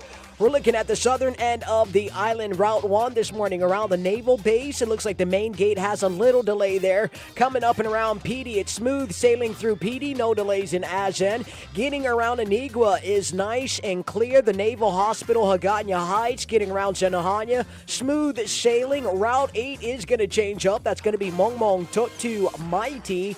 Up and around Payless in Mighty, it looks like we do have some delay there, as well as KFC in Barrigada. We got some north and southbound traffic, and Antolon Middle School. Eyes on the roads, not on the phones. No texting and driving on the streets of Guam. It's your Real Deal traffic report brought to you by your friends at Guam Auto Spot and mobile gas stations. Mark your calendars, Guam. Red Ball 2025 is approaching, and with it comes an evening of elegance, purpose, and community. This celebrated event unites our island in support of a meaningful cause, honoring the spirit of giving through style, compassion, and connection. The American Red Cross helped me begin my process of recovery and building in a very unexpected way. I started volunteering with the Guam chapter in July of 2024, drawn to help with Operation Never Forgotten, which revitalizes the Guam Veteran Cemetery, ensuring that the final resting place of our fallen service members and their families is treated with dignity and care. Standing side by side with fellow volunteers, I felt a deep sense of meaning, especially as I reflected that someday my own parents would rest there. The Red Cross gave me more than a place to serve. It gave me a place to grieve, to honor, and to heal. Through their mission, I found purpose in pain and hope in loss. For that, I will always be grateful. The Red Cross is always there for our military, our veterans, and our community. Your generosity makes the Red Cross mission possible. Because of you, we bring comfort and care to our military service members, veterans, and families, while standing ready for our island community in times of need. With every contribution, you help the Red Cross turn compassion into action, bringing hope to those who serve and to the communities we call home. It just works. Wave 105 FM. Oh, baby, baby, it's Oh, heck yeah. Okay. Yeah. All right. Okay. No tears. No tears, Pauly. No tears. Okay, we're good. That's all right, little cat. Well, you got me Stevens. emotional now on this one, too. Oh, still. come on, dude. It's Wild World. Yeah, bro. No because this way. is, now I think about my daughter going into the real world. Like, God. oh, no. Okay. I can't be with you at all times. All right. Wave 105. My name is Pauly Suba, filling in for Patti Arroyo, and we are going to be reaching out to the Public Information Officer of the Guam Fire Department, Captain Nick Garrido. We want to know more about the acquisition of 4 brand new Dodge Ram Pro Master 3500 ambulances, right? And it was purchased through ARPA funds. They each cost $163,000. These state-of-the-art ambulances will significantly enhance GFD's ability to respond to medical emergencies and provide critical pre-hospital care across the island. So we got the captain on now. Hafa Adai, Captain, I appreciate the opportunity. Hey, Pauline, good morning. Good morning. And also, congratulations. So recently promoted. How recent? Maybe I'm just not informed. Thank you. The promotion, well, there was 14 of us that got promoted effective July 27th. Wow, so a whole month went by. My bad. So sorry. Oh, no worries. It's okay. Thank you. Calling you LT for like a whole month. My bad. So, Captain, so I saw the good news about the ambulances, right? So you've got 4 new ambulances that cost $163,000 each.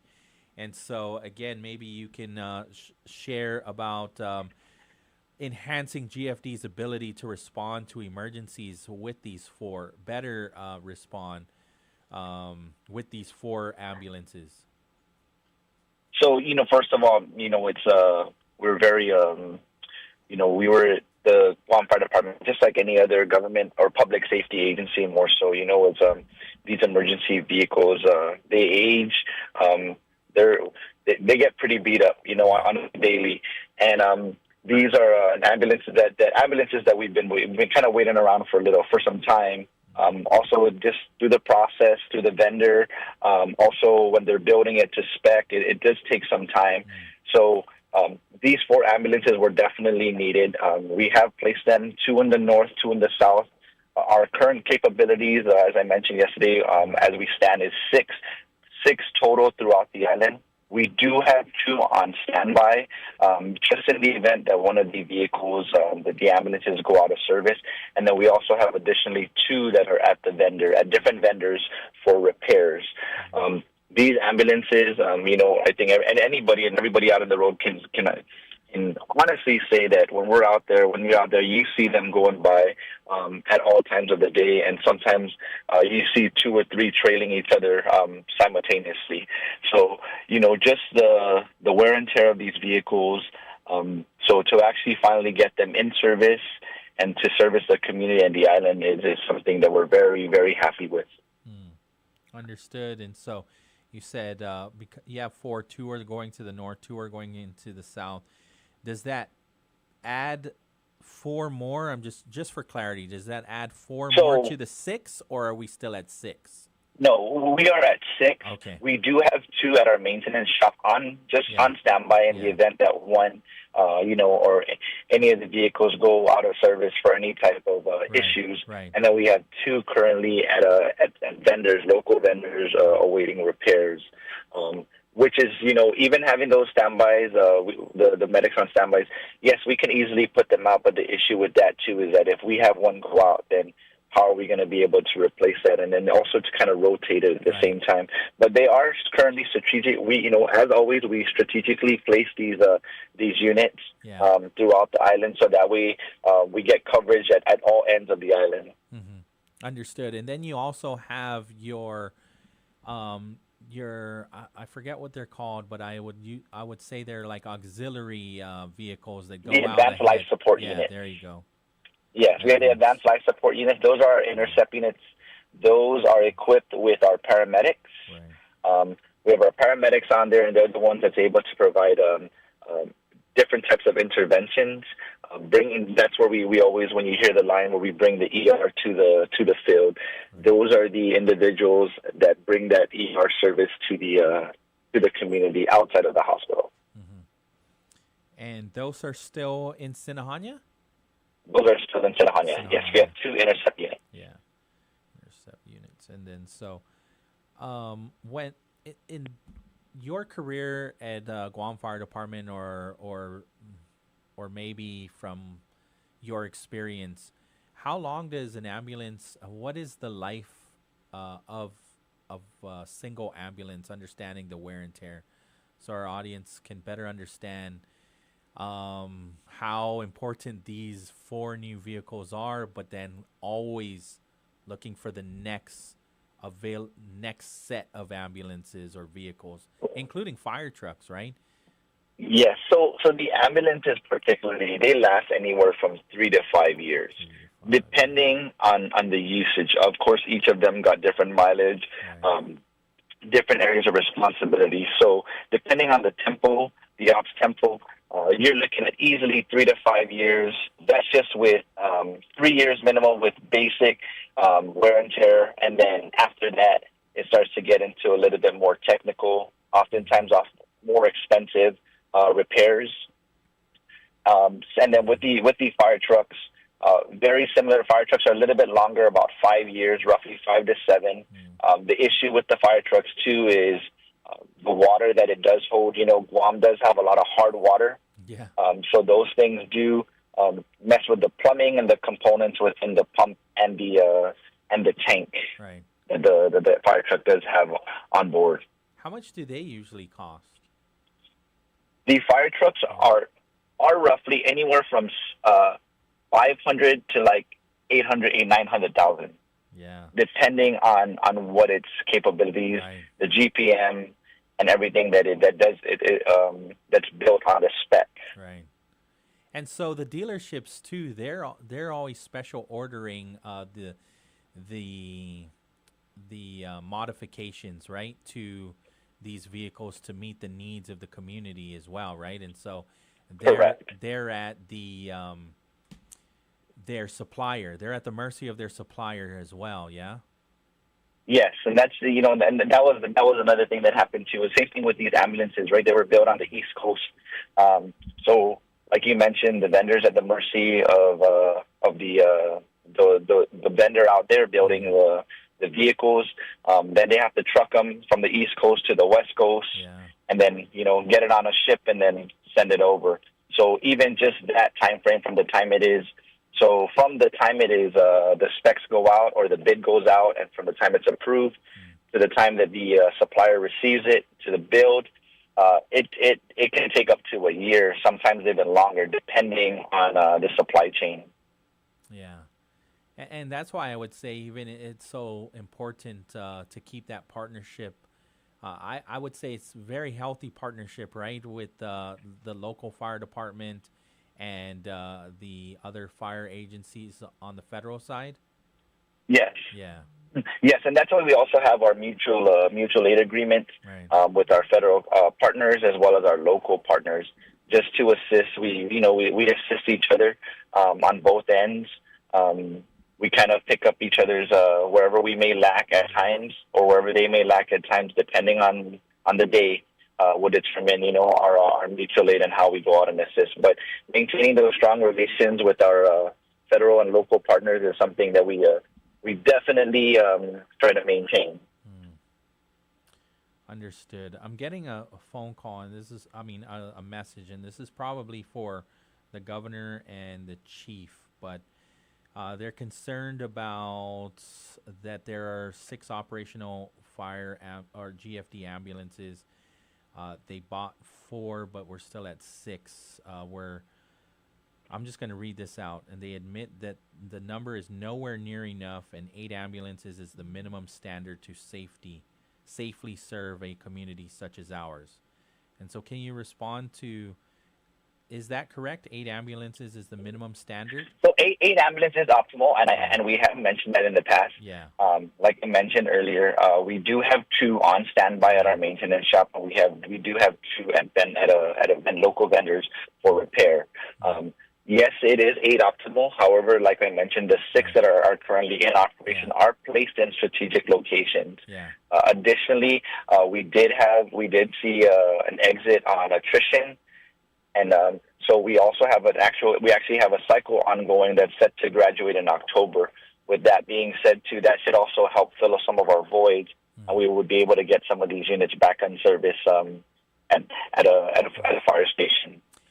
So it's a balance of manpower, manpower as well as our apparatus. And just for clarification on the 2 that are on standby, right? Those are so they're resting, but they can be mobilized. Correct. And yes, we just had our mechanics over the weekend, doing some repairs to them. And that's what I was mentioning, that we do have 2 readily available on standby, just in the event that, one unit does go out of service for whatever reason. What's usually the routine? When do you see one switching out over the other, or with another? Like what, every 2 months, every quarter? So it really depends. Oftentimes it is when we do have them go out for service, for standard oil maintenance, tire rotations, transmission flushes, depending on what the need is. And then, or if vehicles at times just have some issues that need to be addressed, then we would take one out of service and put one online. Understood. You have an in-house mechanic, or we usually we send do. them? Okay. We do. Yeah. We do. Is that also an issue? I remember hearing the Guam Police Department Chief of Police saying mechanics are tough to come by as well internally. So they are. They are definitely tough to come by. But we have 3 mechanics, and they do an outstanding job trying to maintain our fleet.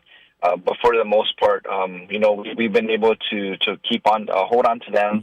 But yes, you're right. It has been a challenge to get mechanics, I think, throughout the government of Guam. And then parts too, to hang on to these parts, and so that way when they need to be replaced, they're readily available. How easy is it? So that's another thing. Depending on the part, especially some of these vehicles are specialized vehicles, more so the fire trucks. The ambulances, yes, they're are specialized as well, but not all the parts are locally available. So oftentimes they have to be special ordered, and then it takes a certain amount of time for it to get shipped over. So just depending on how long that could take, and it's hard to kind of give an estimated time frame, because the different parts come from different areas of the U.S. So as soon as we can get them in, then our mechanics get to work and then we place those units back in service. Right. We had this conversation before about the difference between a paramedic and an EMT, right? Yes. And so can you refresh my memory, and then also for our audience that might not have heard that conversation? So there's 3 different tiers or scopes of EMT service that certifications that are out there, which is, well, I stand corrected. There's 4. You got the emergency medical responders, which is what our 911 dispatchers are. You got our EMT basics, emergency medical technician basics at the national level, which is what is required by law, and every Guam Fire Department firefighter is. It's a national registered EMT basic. We do have a couple of advanced EMTs, and then the paramedic level. It's basically the scope of work that they do, and then the interventions that they are able to provide. The paramedics, as compared to an EMT basic, is they're able to give interventions. They're able to give medications that they only provide in the ER. When it's from intubations to IV access, and that's the term when we say we bring the ER to the field. The paramedic level of care is very. They're not nurses, they're not doctors, but they run under medical direction, and they are currently able to operate very similar to the ER. Right. And so a lot of the times, or I would say all the time, then the EMTs are in your advanced EMTs are in the advanced life support vehicles. Correct. Our advanced EMTs and paramedics are the ones inside the advanced life support unit. So those are intercepts, like I mentioned. So the way the intercept works is a unit, a first responder, whether it's a fire truck or rescue, along with an ambulance, respond to a scene that may require certain interventions or advanced interventions, shall I say. And on their way up there, the intercept unit is the one that would then meet with those units as they're en route to the hospital and intercept that unit to be able to provide those interventions. There's another question that's coming in. I'm not aware of this, but I have experienced that ambulances do go to GRMC. Is this something new or something I don't know about? Sorry, can you say that again? Sorry, somebody's messaging our WhatsApp saying that ambulances aren't going to GRMC. That's news to me. So, yes, man, I'm happy that question has been brought up, right? Okay. So there's ambulances, the Guam Fire Department ambulances, when you call the 911 center, an ambulance will go to both facilities. However, though, depending on the emergency room's capabilities, they do go on divert. I don't want to. I can't speak too much on their behalf, but the way that operates is if you call 911, we will never refuse you a transport. Right. We will take you to the facility that will be able to receive you. Right. We did get a call at the office last week regarding that stating that, hey, like your Guam Fire Department said that they won't take us to a specific hospital, and we mentioned to them that I said no, that's not. That's true. And the only reason why they're not going to deny taking you to a hospital at just at that given time that they may have called. The receiving hospital may not be able to accept them right away, or at that via ambulance. If you went there and you drove yourself there, or somebody took you there, they would accept you. But going by ambulance is how they triage and they prioritize. Understood. Because if you're in Asin, you would. And it's urgent. It's an emergency. They're going to take you right to Naval Hospital, right? Correct. Depending on the severity. The severity, yeah. Okay. And then because I've seen many releases where, I'll walk that back. I've seen some releases recently where there was a crash in Jigo and they were sent to GRMC. So you're just clarifying some things here. That it's through your triage mechanism that depends on which hospital you're going to take them. Correct. Yes, right. and our personnel would be the ones to make that determination. Right. and then they would then make contact with the hospital, whether it's Naval Hospital, GMH, or GRMC, informing them of what the situation is, the status of the patient, and asking them if they're willing to accept also at that given time. Okay, understood. Well, I appreciate the opportunity to speak with you and learn more about how these 4 new ambulances can impact us, and then just understanding that that's a constant need, right, Cap? There's a constant work to get more ambulances on the field, or at least within your responsibility, so that way it's ideal to have 8 operational. Correct, and it's definitely something that we're still pushing. Yeah. Definitely things that we're still applying for.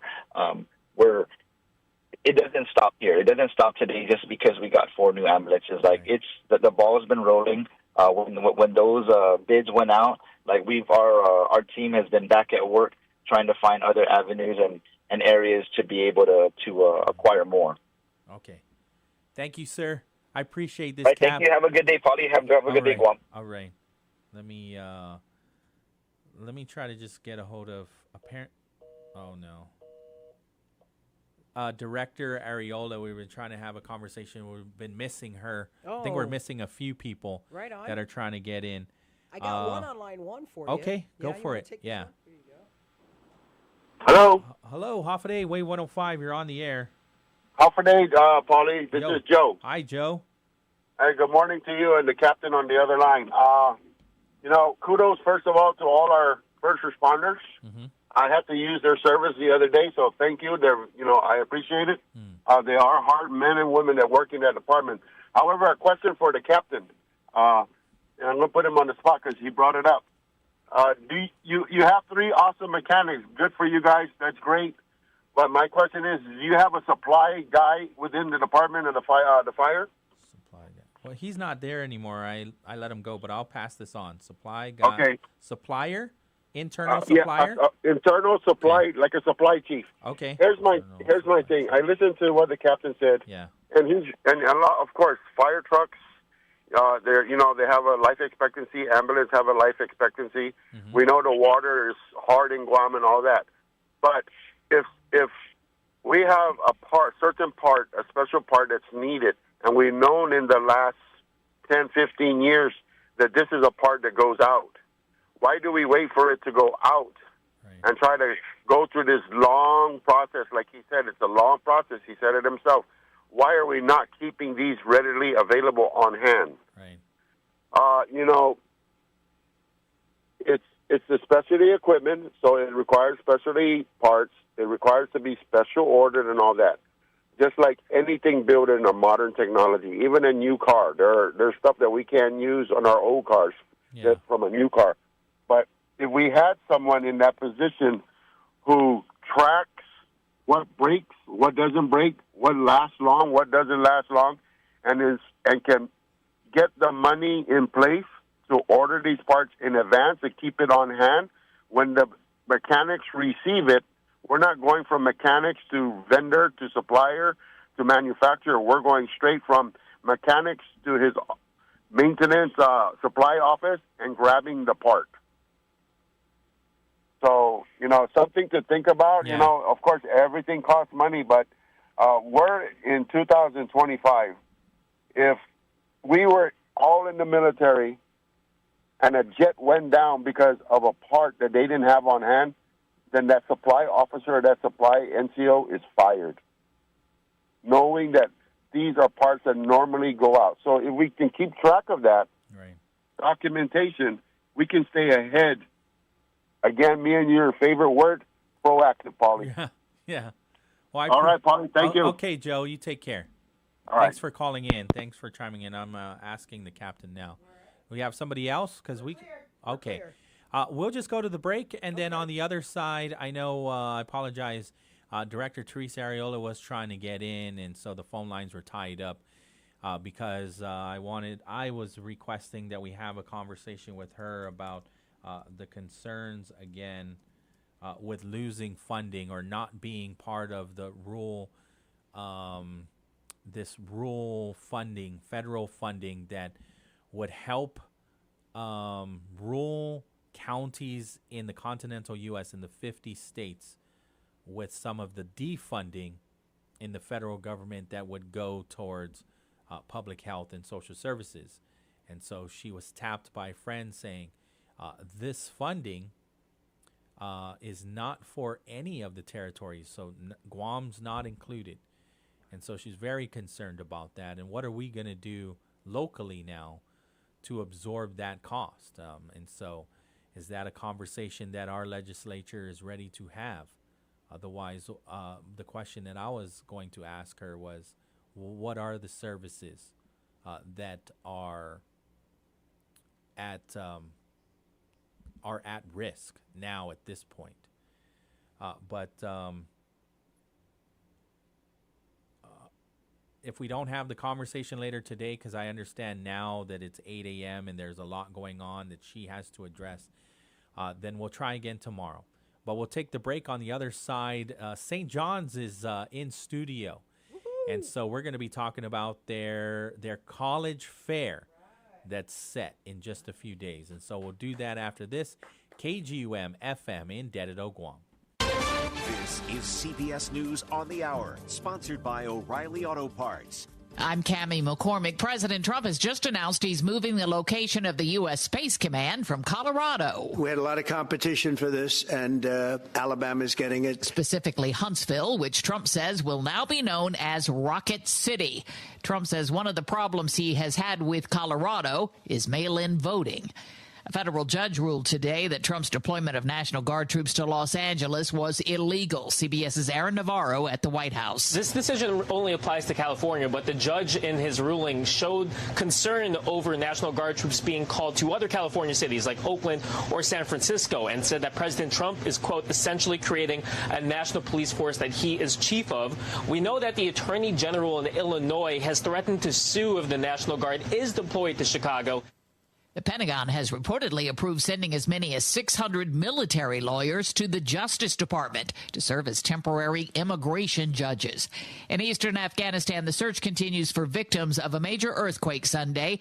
Taliban officials say more than 1,400 people have died, but the BBC's Yoga Lamaya reports it's impossible to know for sure. As far as death tolls are concerned, locally here in Afghanistan, if people are found dead under the rubble, what will usually happen is that they will be buried really quickly, according to local customs, and there will be nobody really recording these deaths. So the death toll that we're hearing from the UN or from the Taliban government here in Afghanistan, they're largely estimates, I would say. Dozens of climate scientists are rejecting a recent report published by the Energy Department on greenhouse gas emissions. CBS's David Schechter. Today's new report from those 85 concerned climate scientists concludes, in an effort to minimize the threats, our government is sidestepping the negative impacts of climate change.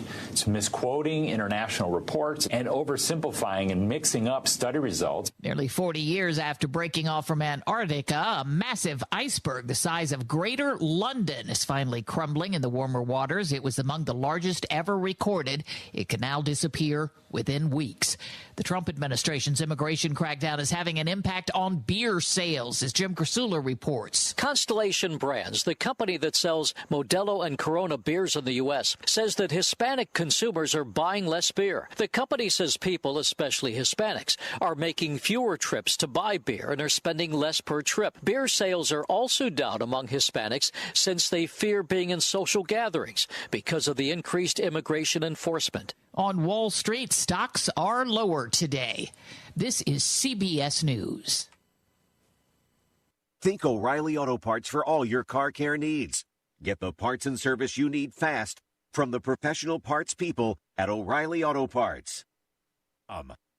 Sherry, what have you done to your hair? What do you mean? Does it not look good? It doesn't look good. It looks freaking amazing. I can't believe how thick and healthy it looks. Oh, I must know your secret. No secret. It's hair volume from New Nordic. Hair volume, huh? Well, it certainly lives up to its name. Your hair has never looked so thick. It is gorgeous. I was so tired of having thin and brittle hair. Ugh, and the shedding. So I figured I'd give hair volume a try. Needless to say, I'm thrilled with the results. Hey, where are you going? I'm going to pick up some hair volume right now. My reunion's next month, and I want my hair to look as good as yours. Hair Volume is the best-selling hair tablet in the world and one of many award-winning natural health products from New Nordic, the #1 supplier of dietary supplements in Scandinavia. Purchase at newnordicusa.com or your local Walgreens, Rite Aid, or CVS. Available as a tablet or delicious gummy. Help your hair look full, voluminous, and beautiful again at newnordicusa.com, Walgreens, Rite Aid, or CVS.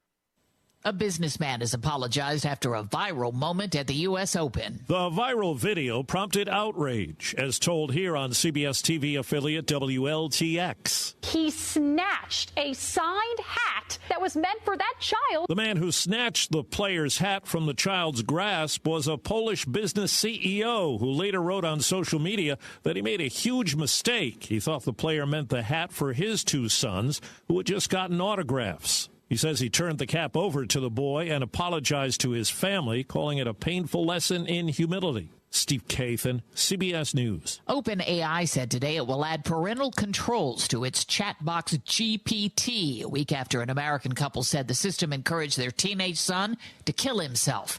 The company says parents will soon be able to link their account with their teen's account to monitor how ChatGPT responds to their teen. This is CBS News. I'm Matt Morgan of Morgan.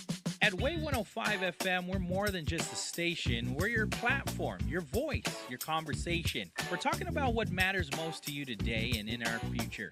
And we want you to be part of it. Got something to say? We're listening. Different opinions? Bring them on. Let's talk, let's debate, let's connect, because every voice counts. Call or WhatsApp us at 671-922-1051. And if that line's busy, hit us up at 922-1052. This is Talk Radio for everyone. This is Wave 105 FM, the talk of Guam. Can you buy a house without using an agent? I'm Greg McBride with thebankrate.com Personal Finance Minute. Buying a home is the biggest purchase you'll ever make. Do you have to use a real estate agent, or can you go it alone? The good news is that there's no legal requirement to use an agent to buy a home. In fact, about 10 to 15% of home sales each year are done without a real estate agent. But before you give your agent the heave-ho, consider why you would use one in the first place. A good real estate agent will streamline and simplify the home buying process. If you opt to do the house hunting yourself, you'll also have to research area comps to understand fair market value and be prepared to negotiate if necessary on the price. Your agent can help you navigate the complex paperwork involved, which can include any contingencies in the sales contract, documents required to get a mortgage, and help you find a real estate lawyer to assist with the closing process. Although you can do all of these things on your own, a real estate agent can help oversee the process to make it go more smoothly. For more on this, visit bankrate.com. I'm Greg McBride. Hafa Adai, Guam. Engage in a conversation made for the veterans of Guam with Johnny and Miss Bobby. We want to hear concerns and comments. Tune in every Wednesday for our new time, 10 a.m. to 12 p.m. on Wave 105, the talk of Guam. Here for the community. Wave 105 FM. The views and opinions expressed in this show are that of the show hosts, guests, and callers. They do not necessarily reflect the views and opinions of the staff and management of Wave 105 FM, Glimpses Media, or any of our partners. As we strive to provide quality, respectful, and engaging content, we welcome you to participate in the conversation. Thank you for tuning in to Wave 105 FM, the sound of Guam. Enjoy the show.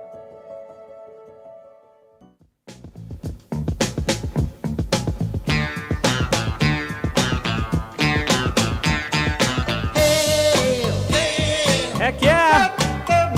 This is the jam right here. I can listen to this all day long. Some Redbone for you. Wave 105, my name is Pauly Suba, rolling with dice, filling in for Patti Arroyo this morning, Biba Metcallis. And so if you are on our YouTube channel, we can just put it on them so we can see everybody, right? And nobody needs to see me anymore. There we go. From St. John's, Upper Tumon, our friends from St. John's, they're hosting a college fair, right? And so we've got Mr. Bob Kelly, who is in charge of everybody up in upper. What do you call it? There's upper school, lower school, and lower school, and we have middle school. So my responsibilities start at 6th grade and go up to 12th grade. There you go. And then we've got some seniors. in studio from St. John's. Juliana and Christiana? Christine. You're both seniors. And are you guys the one that's putting this whole college fair together? Well, you can just kind of share that mic and zoom. And the college fair is in coordination with like the college guidance counselors that we have at our school. Yeah. But as NHS members, me and Chris are both NHS members. We help out with the logistics and planning of the event. What's that college guidance counselor's name? Our very amazing college guidance counselors, Dr. Nicholas, and Mr. Kelly. They help put together and organize this great event for the island. Absolutely. I think it's wonderful. I mean, this is what St. John's is good at, right? Is preparing students for college. Well, at the risk of being immodest, we are a college prep school. That's what we try to do, right? So we try to make sure that happens. So. Yeah, and so this one is this open for everybody to learn more about the colleges? Yeah, How always. are we? Yes, always. Okay. Everything I do is always open for everybody. Okay. So, So even if a parent or another student from another school is walking by at the Micronesia Mall, and it just so happens to be that you're there doing this college fair, they can walk right up to any of these tables and learn more about these colleges that are there. I want them to do that. Yes, that's the whole. Yeah, that's exactly. Sweet. Yeah. So in a lot of ways, you're providing a community service through this fair. Yeah. Yeah, it's really an opportunity for us to give back to our community, and it's also a great way for aspiring students and maybe parents to like learn more about the colleges through the representatives there, and also gain insight about how to plan for their future. And so the colleges, I see a list, but I'm hearing that you've got even more colleges on this that are scheduled to be at the Micronesia Mall on September 10th. Yeah, it's 1 week from tonight, and so we're up to I think 17 now. And we've got 17. That's impressive. Well, it was not always that way. We started this thing about 15 or so years ago, and slowly but surely been building. And we have about 17 schools now. Just yesterday, Pacific Islands University confirmed in. Sweet. And then there's the Marine Corps recruiter asked if he could show up. He's got some scholarships to talk about as well. And then I forget when the flyer was produced, so there's a couple still that could show up, depending. And it's not always the reps from the universities. There's a couple of cases, in my case, for example, where the alumni will be representing the schools. But in all cases, we have people who have information that is really just available out for everybody on the island. If you want to transfer, if you want to go back to school, if you're a student at another school, come on out and learn about educational opportunities. Absolutely. I'm looking at the list now, the ones that are in front of me, and I imagine there are quite a few alum from St. John's that have gone to places like Chaminade University, Gonzaga, UNLV, Portland University, right? And then obviously our very own University of Guam. And so it's exciting. It's got to be exciting for the both of you, right? You're seniors and you're starting that application process. And so you had shared before we went on the air how St. John's is preparing you for the application process, right? And you threw out a name, Mr. Sinicholas, yeah? Dr. Sinicholas. Dr. Sinicholas, yeah. And so how is he assisting? How is she? Sorry.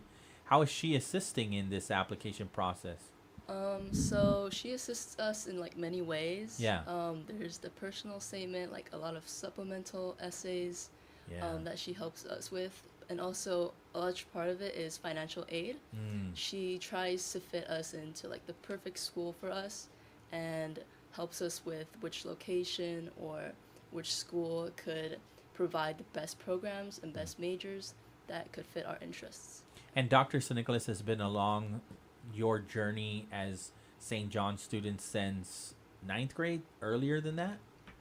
Yes. Yeah, right? And so Dr. Sinicholas is pretty important in getting you the opportunities that fit each individual student. Yeah.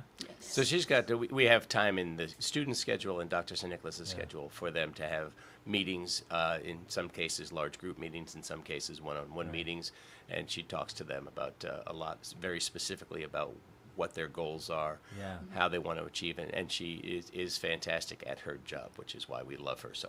Right.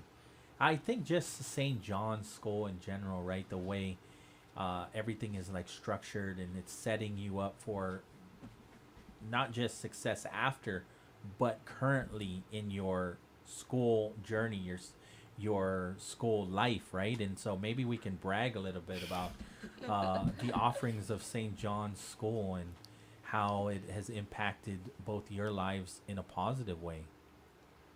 Well, since moving to St. John's in 9th grade, I found it to be a very fulfilling experience, not just because the education that they offer is like one of the top on the island, but the community also, everyone, or a lot of the teachers are super supportive, and even though our classes might be challenging, they push us to become better, right?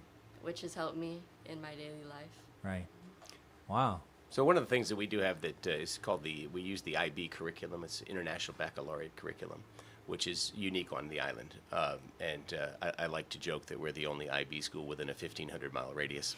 And so that one of the things that the IB program does, among other things, is really, really focuses on writing. And so the kids come out and they're very, very confident and comfortable writers. Right. You also offer scholarships too, right? So we have a financial aid program, and in fact, in November we'll have a golf tournament. Proceeds of which will go to the scholarship fund. Yeah, so we have. We do have a scholarship program. We have about 20% of our students receive some type of financial aid or another.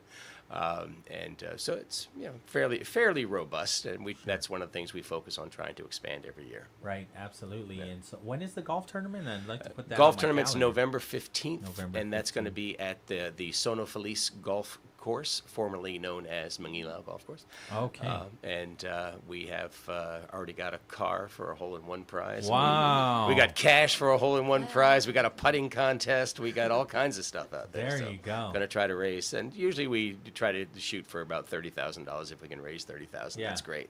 You have such a great family support system too. Like the families are very well involved. I mean, obviously they want to be involved in your success too, right? But I always commend your community, the support that you get from your family members.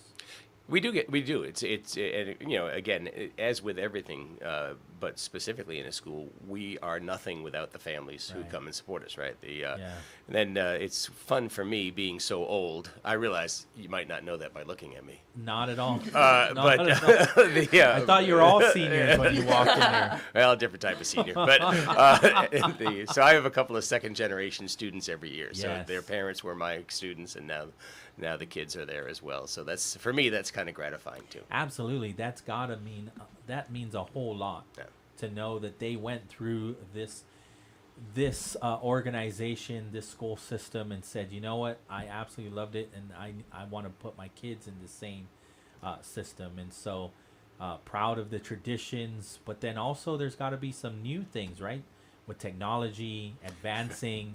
And so I saw a TikTok reel about pilot drone.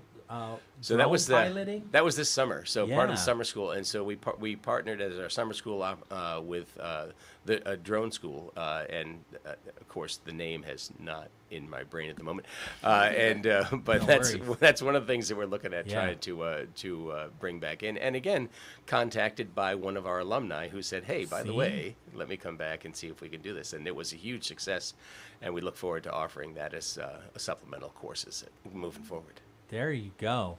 But back to the college fair, right? Again, I imagine the whole school is engaged in this, but then in actuality, this is a community support effort. This is St. John's is providing support to the entire island of Guam on September 10th from about 5:30 to about 8 p.m.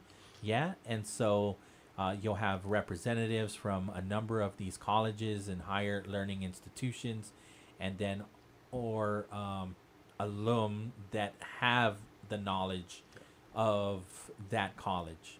And so that's all going to be set up again at the center court? Center court, yeah. Dr. St. Nicholas and I will be there as well. And so if you do have questions that are more general about anything, you just flag us down and say, hey, can you help me with this? Can you help me with that? And we're happy to do so. And so you've done this for 15 years. And so you understand, again, the importance of continuing this every year. Yeah, I think so. The thing that that started this all was the just lack of information. So many students out here get scared by things that they don't know about, like financial aid. And hey, it's going to cost a lot of money, and it is going to cost a lot of money. But the financial aid program exists, and it exists for that very purpose, for making it achievable. So a lot of people get scared about hearing a $75,000 a year tuition bill, not realizing that there are plenty of financial aid programs out there that can lower that down.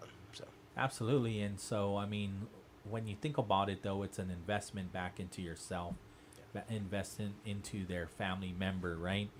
And so a lot of times when you think about it in that way, you're like, okay, I'm grateful for these scholarships and these financial aid systems that are going to help you get to where you want to be and where you're to meet your goals, right?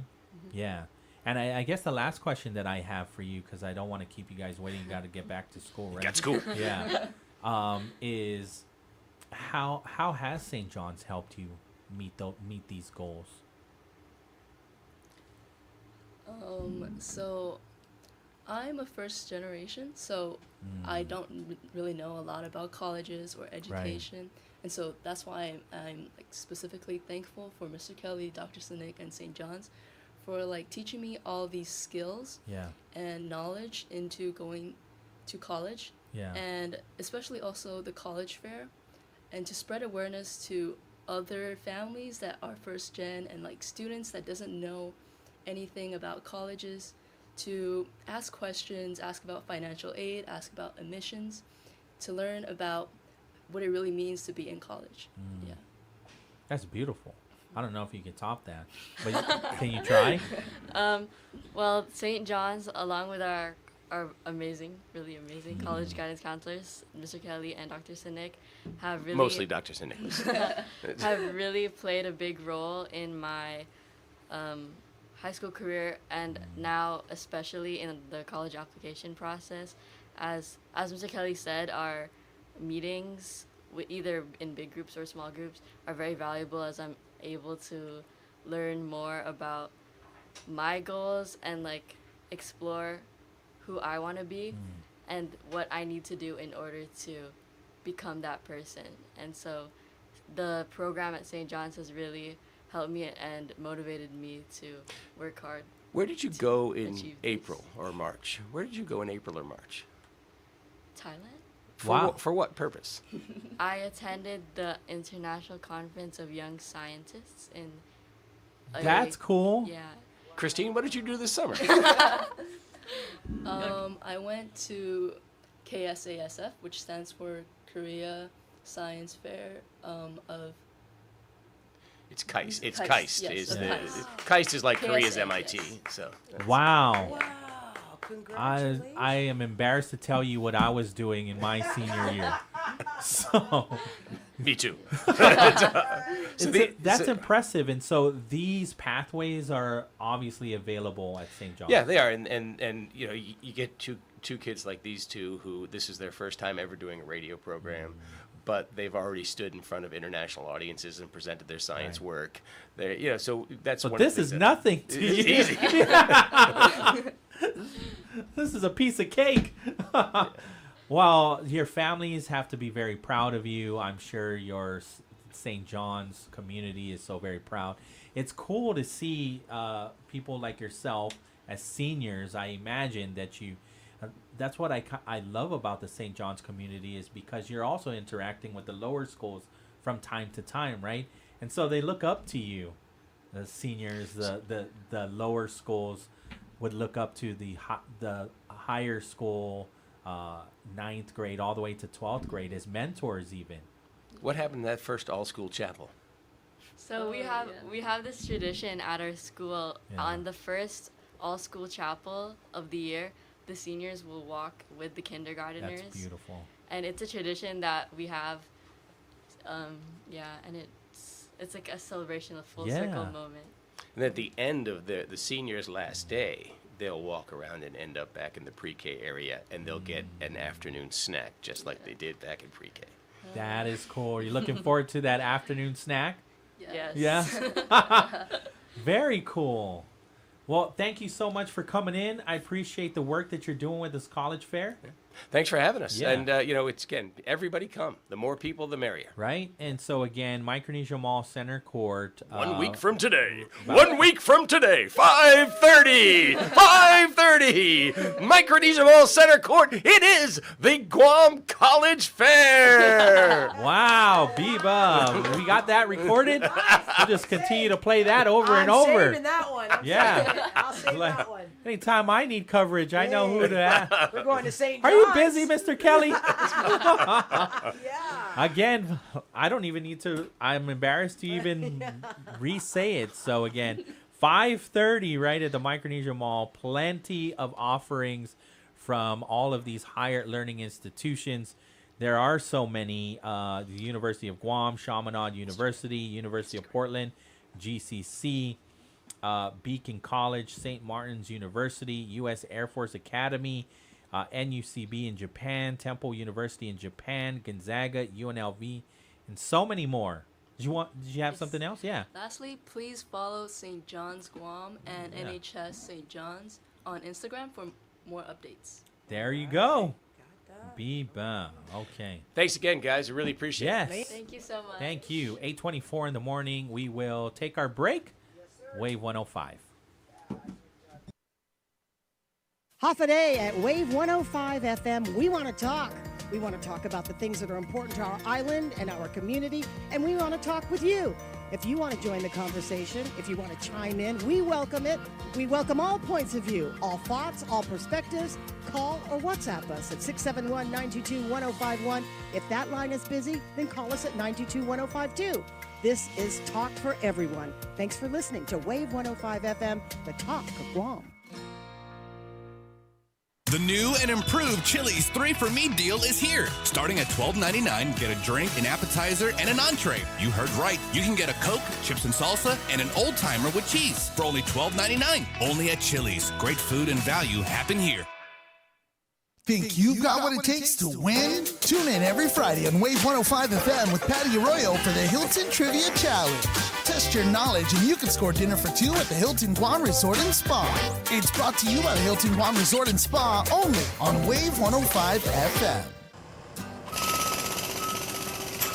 Every company needs money for investments to help grow our working capital to take on today's economy. That's why Bank Pacific's commercial loan officers stand ready to help you. We offer several programs tailored to assist companies to get to the next step, or perhaps for a startup, including working with SBA and GITA. Bank Pacific.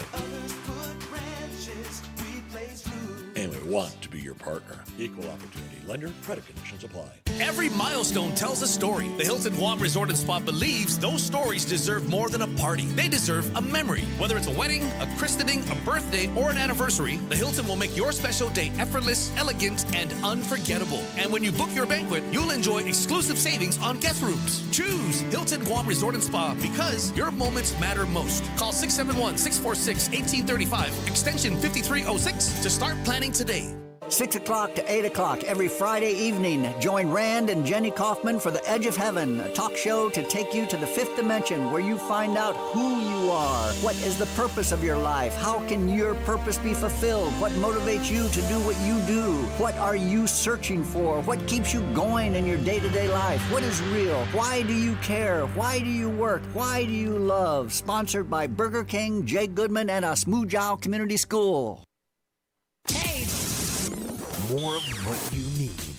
Wave 105 FM. The views and opinions expressed in this show are that of the show host, guests, and callers. They do not necessarily reflect the views and opinions of the staff and management of Wave 105 FM, Glimpses Media, or any of our partners. As we strive to provide quality, respectful, and engaging content, we welcome you to participate in the conversation. Thank you for tuning in to Wave 105 FM, the sound of Guam. Enjoy the show.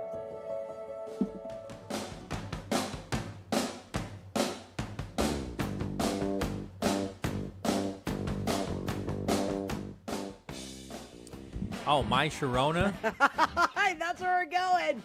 Little bit. I only know this from DuckTales. Oh, because they took this song and they covered it basically, or they sampled it. DuckTales. I love the DuckTales. DuckTales. Yeah, dude, right? that I was think my so. I stuff. think they sampled this song I love that. and switched it up to make the DuckTales theme song. I could be wrong. I'm wrong a lot, actually. What else is new? What else is new? There a couple questions have gone. Okay. Have come our way on our WhatsApp, right? Regarding the ambulances, and so one of the questions, Joe called in and he said, "Do they have a supply officer in charge of making sure parts are always in stock?" And so the captain responds, "We do. We have minimal stock. However, not all items were able to procure without reason." And so again, that's a supply chain issue that isn't necessarily the fault of the Guam Fire Department when we hear these conversations on the record at public hearings and whatnot, right? And so I think that that's an issue that the local government. So, I mean, I would say it's unfair to compare the local government to the federal government because just look at their budgets, right? Look at the budget, but also at the same time, the very small, the little experience that I know I have with federal government contracts and whatnot, and even more so, just the conversations that I have with those that are in the know. They have their issues too. There are things too that need to be fixed yesterday on the federal government side, and they have their own supply chain challenges here in Guam, especially because again we're an island. There will always be supply chain issues because nothing is manufactured here, but they're not as because of the budget, because of the resources, because of the manpower that they have, it's not as concerning, I guess,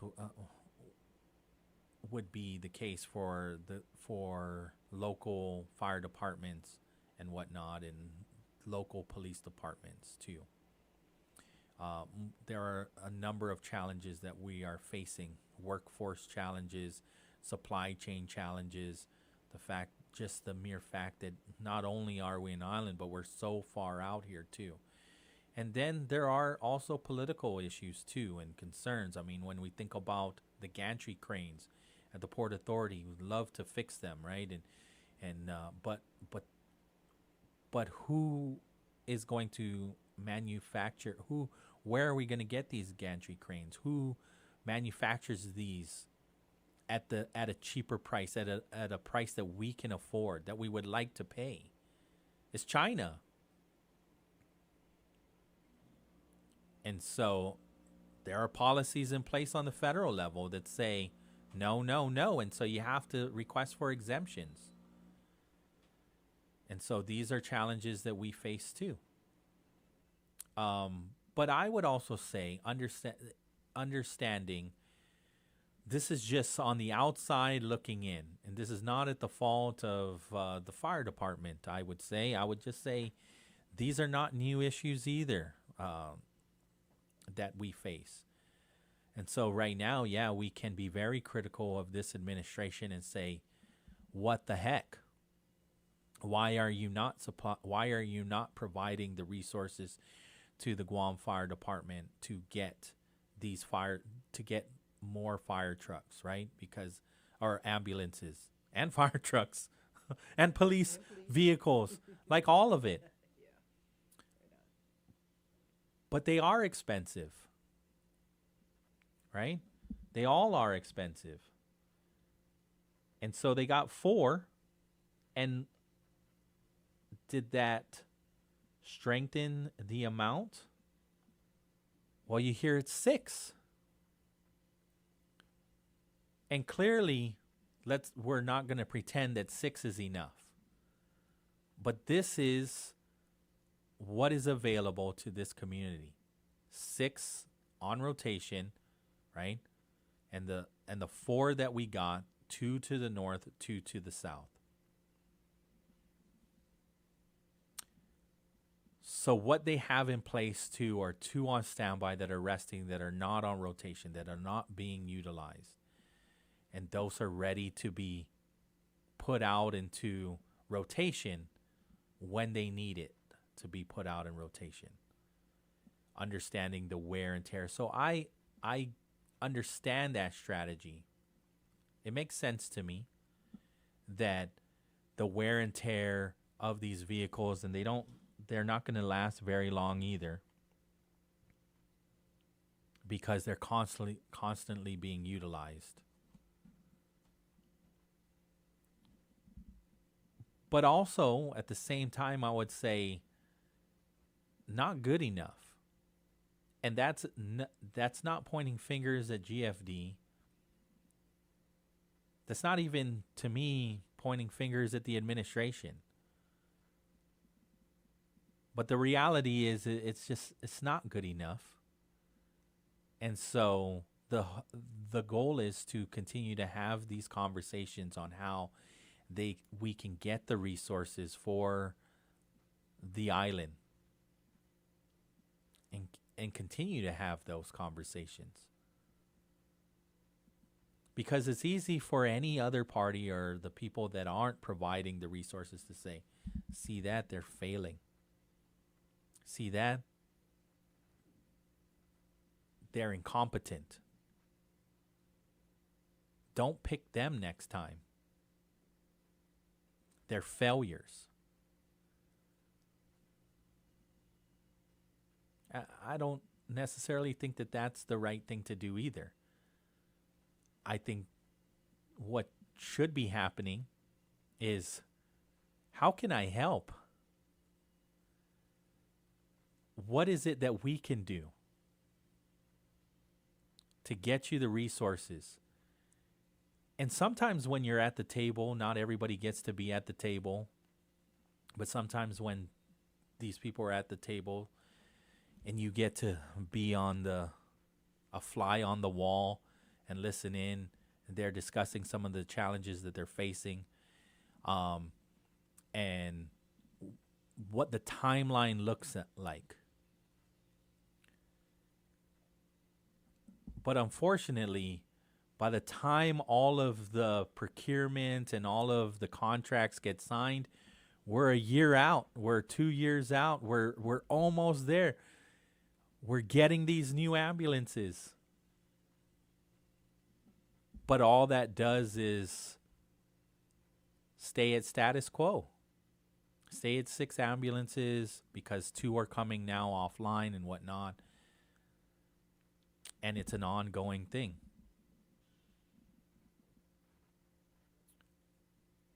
But again, looking at the price tag on these, we just have to bite the bullet then. This administration, where did they get the money? They got it from ARPA. So this wasn't general funds money. $163,000 each. Multiply that by 4. And so we as a community can demand to get more. Go and get more. 4 more, $163,000. Easy, right? Sounds easy enough. But then you also have public health and the situation that they're facing. And what agency, what service is being considered to lose funding.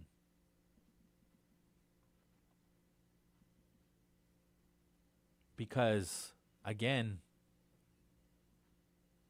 pick an agency. Pick an agency and you'll see what they're faced with.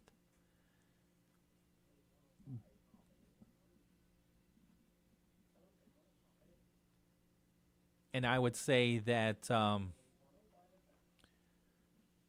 this is a challenge.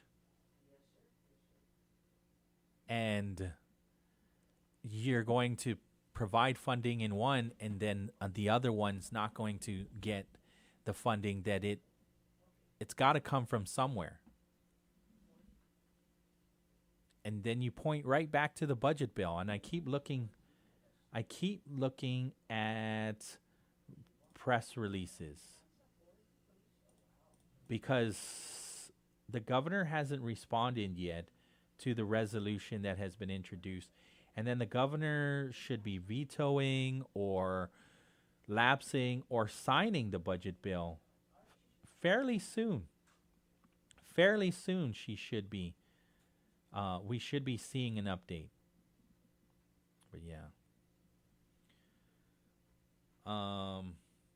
So there's another response from a question about the ambulances.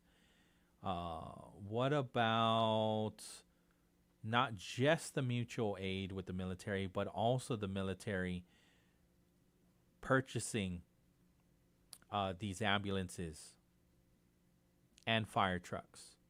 The question is, that's the least that they could do. Again, because the Guam Fire Department responds and transports military dependents. And so the captain is going to respond to that saying, we have acquired some of their vehicles, such as fire engines, but that process was through the Department of Agriculture. And I think also that just goes right back to what Senator Jesse Lujan is writing to the feds through Insular Affairs as well. That these conversations have to continue to happen with our federal partners, right? The Office of the Governor, Congressmen, as a whole, our legislators have to continue to have those conversations, because I would say we're not asking for handouts like Senator Jesse Lujan says. I agree with that. These are not handouts. This is the challenges that we are facing. And with all of the military buildup that is happening comes challenges too. It is putting a lot of pressure on our infrastructure, on our roads, on our power plant, in our schools, in our charter schools. They have DODEA, but I'm also hearing there are military and contracted employees, federal contractors, that are putting their children in public school and charter schools. And so it is impacting this community. Even resources too, at the stores and whatnot. People, you know, you have the commissary, you have the exchange for those, but they're out in the community, and you know, and so buy it up for sure. But these are all things that impact this community. And so again, I don't think that they're handouts that the federal government can be funding when it comes to ambulances, fire trucks, police vehicles. Also with the power plant, it's endless. It can be anything and it can be everything.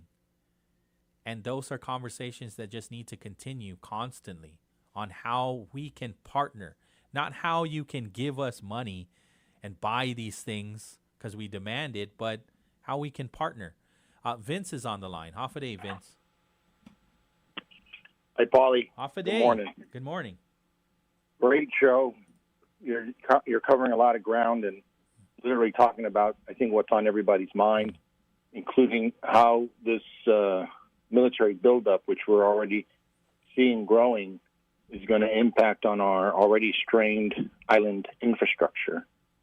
I think you had the gentleman from the fire department Captain on Garrido, earlier, yes. celebrating the fact that they have 4 new ambulances that apparently cost more than my house. Those are very expensive vehicles, and like another gentleman said, that they should have a plan on how to take care of it, because, I mean, it's one thing to buy a $400,000 vehicle. It's another thing to take care for them. So hopefully they don't plan to let them rot away, because what that gentleman from fire department failed to mention is there's apparently 16 other ambulances sitting in the mechanic shop not yet fixed. And so therefore, apparently before these 4 ambulances showed up, because if I'm counting things correctly, yesterday on the roads of Guam, we had 6 functional Guam Fire Department ambulances. Am I reading that right out of the PDN? Did he say 6? He confirmed with me that there are 6, including these new 4. So it Right. was I wanted him to clarify, and he did, right? So for these new 4 don't add to the 6. These 4 are part of the 6. Yeah, so just to be clear to the rest of the people of Guam that are listening, the reason why you've been waiting so long for ambulances to show up, and instead when you call for an ambulance, a fire truck shows up, which apparently those are expensive to maintain as well. The reason the fire truck shows up when you call for an ambulance is because they only had 2 ambulances running on the streets of Guam on Labor Day, which was a pretty bad day for people to be drunk and driving on the streets of Guam. And so I think the fire department owes the people of Guam an apology, because we went through the whole weekend, and who knows how long we've only had 2 functional ambulances on the streets of Guam, because they could claim they had some other vehicle. Maybe they were borrowing their mom's Kia or using a Carabao cart. But if you only have 6 after you've added 4, then that means you only had 2 the day before. And that's got to be bad when an island like ours doesn't know that the fire department was down to 2 functional ambulances. You feel me, Pauly? I'm a little pissed off. I understand what you're saying, and so I asked him about the 2 that are on standby, if how fast can they get on the streets, and he said that when they're needed to, they can switch them out, those 2. Well, so it's my Carabao cart down in Pneumatic. I can switch that in too, but the point is they're admitting that they had 2 functional, certifiable Guam Fire Department ambulances. So, I'll just admit that I'm the neighbor that borrows my cousin's bush cutter, because I'm too cheap to buy my own Shindawa. I'm too cheap to buy my own, lawnmower or chainsaw. So I'm the guy who borrows it, right? So that's the fire department apparently leaning on the Navy or the Air Force to borrow their ambulances. I'll get it back to you, Par. I mean, those guys up there in the Department of Defense, they didn't buy the ambulances to help out the government of Guam. In fact, Department of Defense and the entire federal government have been giving the government of Guam hundreds of millions of dollars to take care of themselves. I'm sorry if I'm yelling. Oh, no, but it does sound like, the whole plan of the government of Guam is to borrow everything from the Department of Defense. I don't think that's going to work when they go into lockdown because of a nuclear threat or, super typhoon or a pandemic. I mean, we were lucky the Department of Defense apparently didn't have their act together during the pandemic, because remember, they leaned on us to take care of the Teddy Roosevelt. I mean, the Department of Defense was freaking out during the pandemic, and they rightfully leaned on, the civilian government and the government of Guam that rose to that particular occasion. So good for all of us. We're not behind the fence. We're all together on one island. And yeah, we should share everything we have, but don't be that neighbor that borrows your cousin's stuff all the time and then never gives it back, or gives it back dirty or broken. That's the fire department. They only had 2 functional ambulances on Labor Day, because apparently they just found these 4 new ones coming in on the mail yesterday. Am I hearing that correctly, Pauly?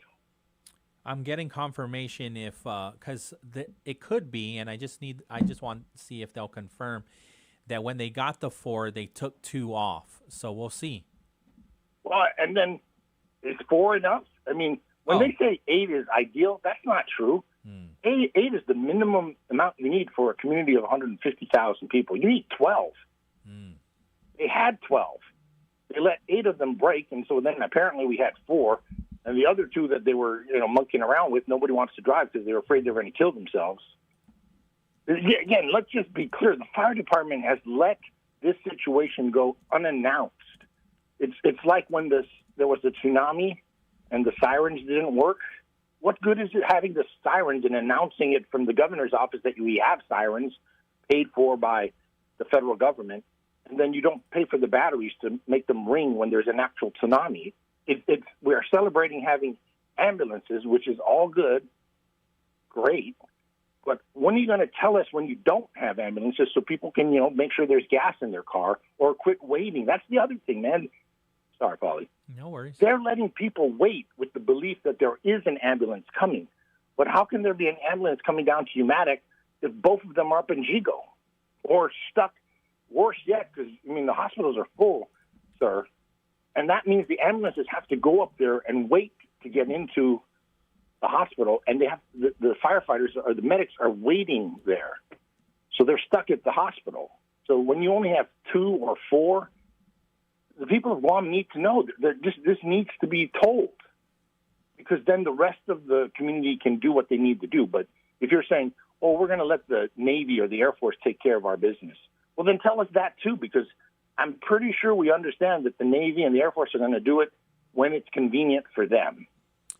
Unless you want us to protest the gate and say, we demand that you let us use your ambulances. But fire department, it's a big fat F today.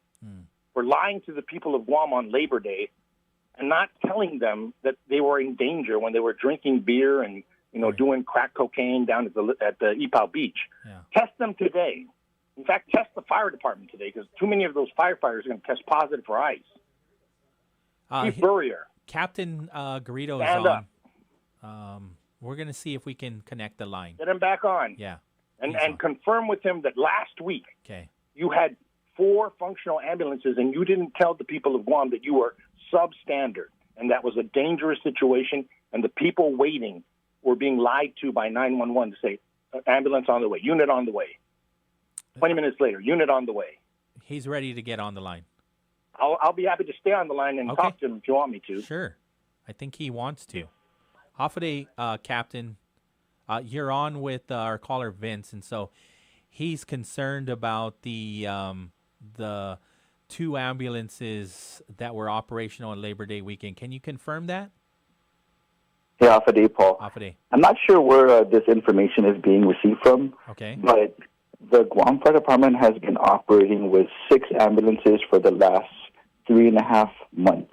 Okay. I'm unsure where 2 ambulances have come from. Okay. That was quite significantly a time ago, but not within the last 3.5 months. More so Labor Day weekend, what just happened this weekend. Right. We've been at 6. So I'm unsure where that information is being received at.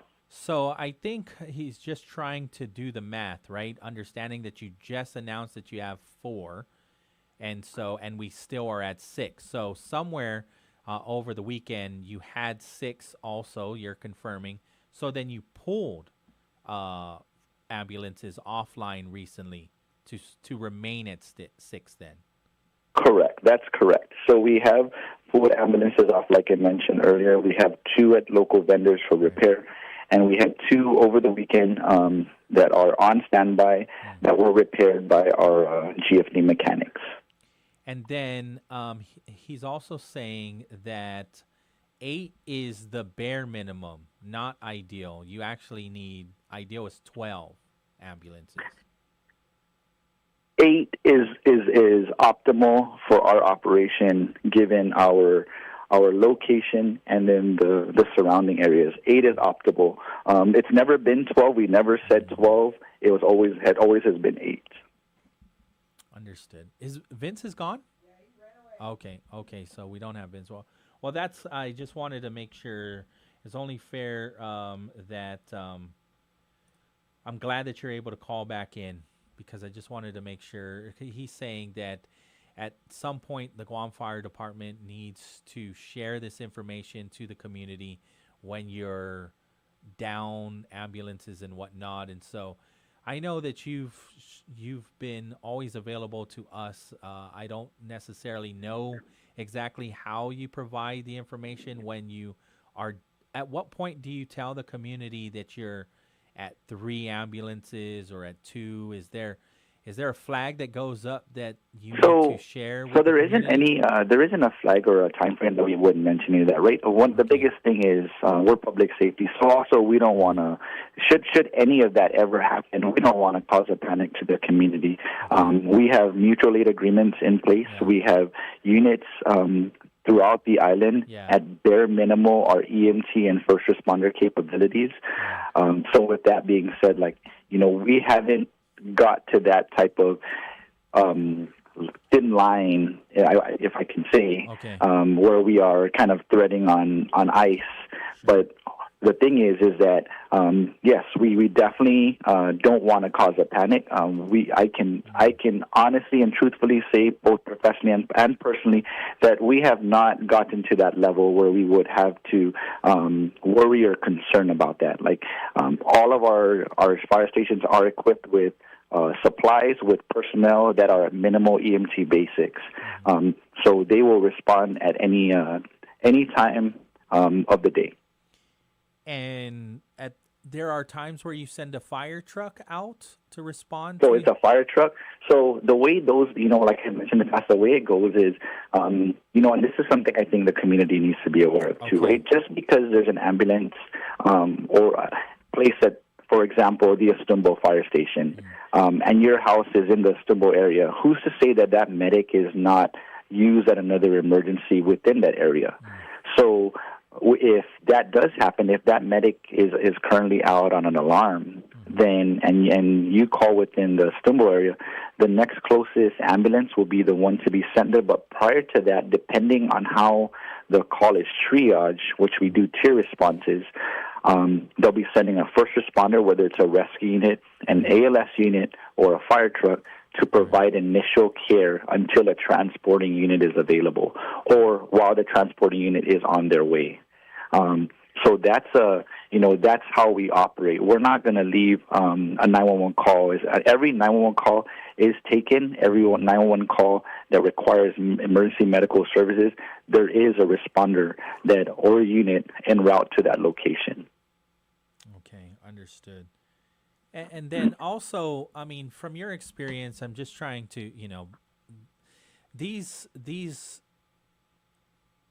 inventory challenges are not new, right? And I'm not trying to put you in the spot either, but I'm just trying to go back. At what point did we have the ideal or optimal number of ambulances? 8?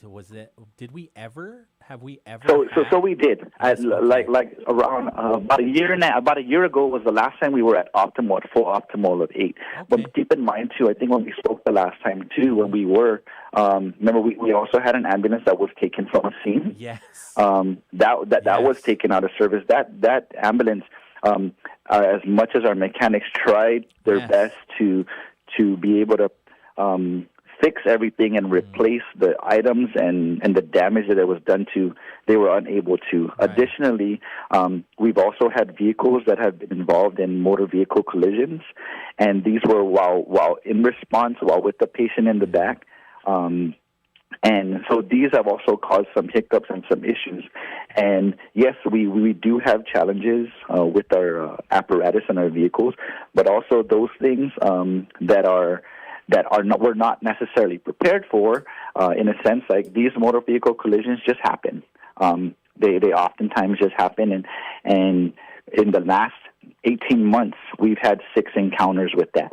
And at all of those encounters were at no fault to the Guam Fire Department's operators. So those are the challenges that we are faced with, too, and that's why we always push out to the public, especially when we do even outreaches, is, those out on the road, be mindful when you see emergency vehicles responding.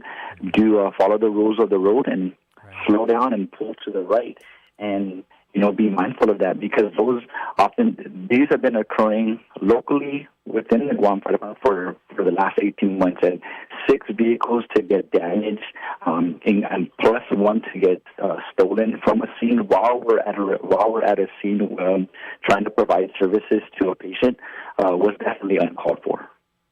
Understood. What about something as simple as tires and whatnot? Those have to get, because you're talking about wear and tear, right, on vehicles. So we have a PO with those already with local vendors. Those are changed as needed. Once a vehicle requires tires, we have POs out with local vendors that they're able just to change once required or once needed. So tires is not a supply chain issue. No, more sir. so like things within the engine and whatnot. Correct. Those are the issues that we're faced with is those other challenges. So some of the parts, like I said, we do have some in stock. However, though, we can't just procure certain things without reason. Like I mentioned earlier, right, when I was texting with you, was like certain items or parts, we can't just have it in stock and just have it spend X amount of dollars, whether it's $3,000, $5,000, and just be like, we're just going to wait for this and we're going to have it in stock just in case. Because that's $3,000 or $5,000 that could have gone elsewhere if we needed it prior. So we do have minimal stock in place, but we also have POs with our vendors that are able to assist us with supplying those types of equipment or parts. Right. Understood. Well, again, thank you for clarifying and whatnot. I think, what would satisfy some people in the community, too, is seeing that number climb up. I mean, because I guess it was assumed that you got 4, and now we're going to see at least 8 out in the fleet. But we're seeing still status quo 6. So, like I mentioned, we're able to put 8 out today if we had the manpower. So I told you, like I said, we have 2 on standby, but it's a balance between manpower and of course the apparatuses. Now that we have, like I said, the 4 couldn't have come at a better time. We had 2 that had gone down. They're currently now we have 2 that are on standby now. Our mechanics are able to do some repairs to them, make the repairs needed, and then we have 2 at local vendors. We did see an exit on attrition in the last several months, which also affected our manpower. But we also do have an upcoming cycle set to graduate in October. So that should help us be able to alleviate some of the shortages as well. And get a whole team onto one of those or 2 of those that are on standby. So in rotation constantly would be 8 once you get those recruits on, certified, qualified, and they can be part of the team. Yes, sir. Okay. And the conversations continue to constantly get, just as fast as you get ambulances, they need to be repaired. And so I, just for clarity, the constant conversation of getting more ambulances within the next 2 years are always happening then. Yes, it is. Yeah, okay. And just so you're also aware, and so also the community is aware, right? The way that the process goes when it's time to procure government vehicles, especially specialized vehicles, like I mentioned, it depends on the specs of the vehicle, but they could easily take at minimal 18 months from the time they're ordered to the time they arrive. So it's a longer process than we would like. But that's also beyond our control, also well beyond our vendor. This has to do with the supply chain as well as the vendors that our local vendors are purchasing them from. Right. All right. Thanks, Captain. I appreciate the second phone call to clarify some things, and I'm just grateful for it because I didn't want us to continue to think that some of the information that out there was inaccurate, right? And so thank you for clarifying. Yes, definitely, and thank you for reaching out regarding that. But yes, just to assure the community, we at no point did we go down to 2. We've had at minimal 6 for the last 3.5 months. Okay, fair enough. Thanks. All right, thank you much, Pauly. Thanks, Captain. 9:01 in the morning. We're good? We're good.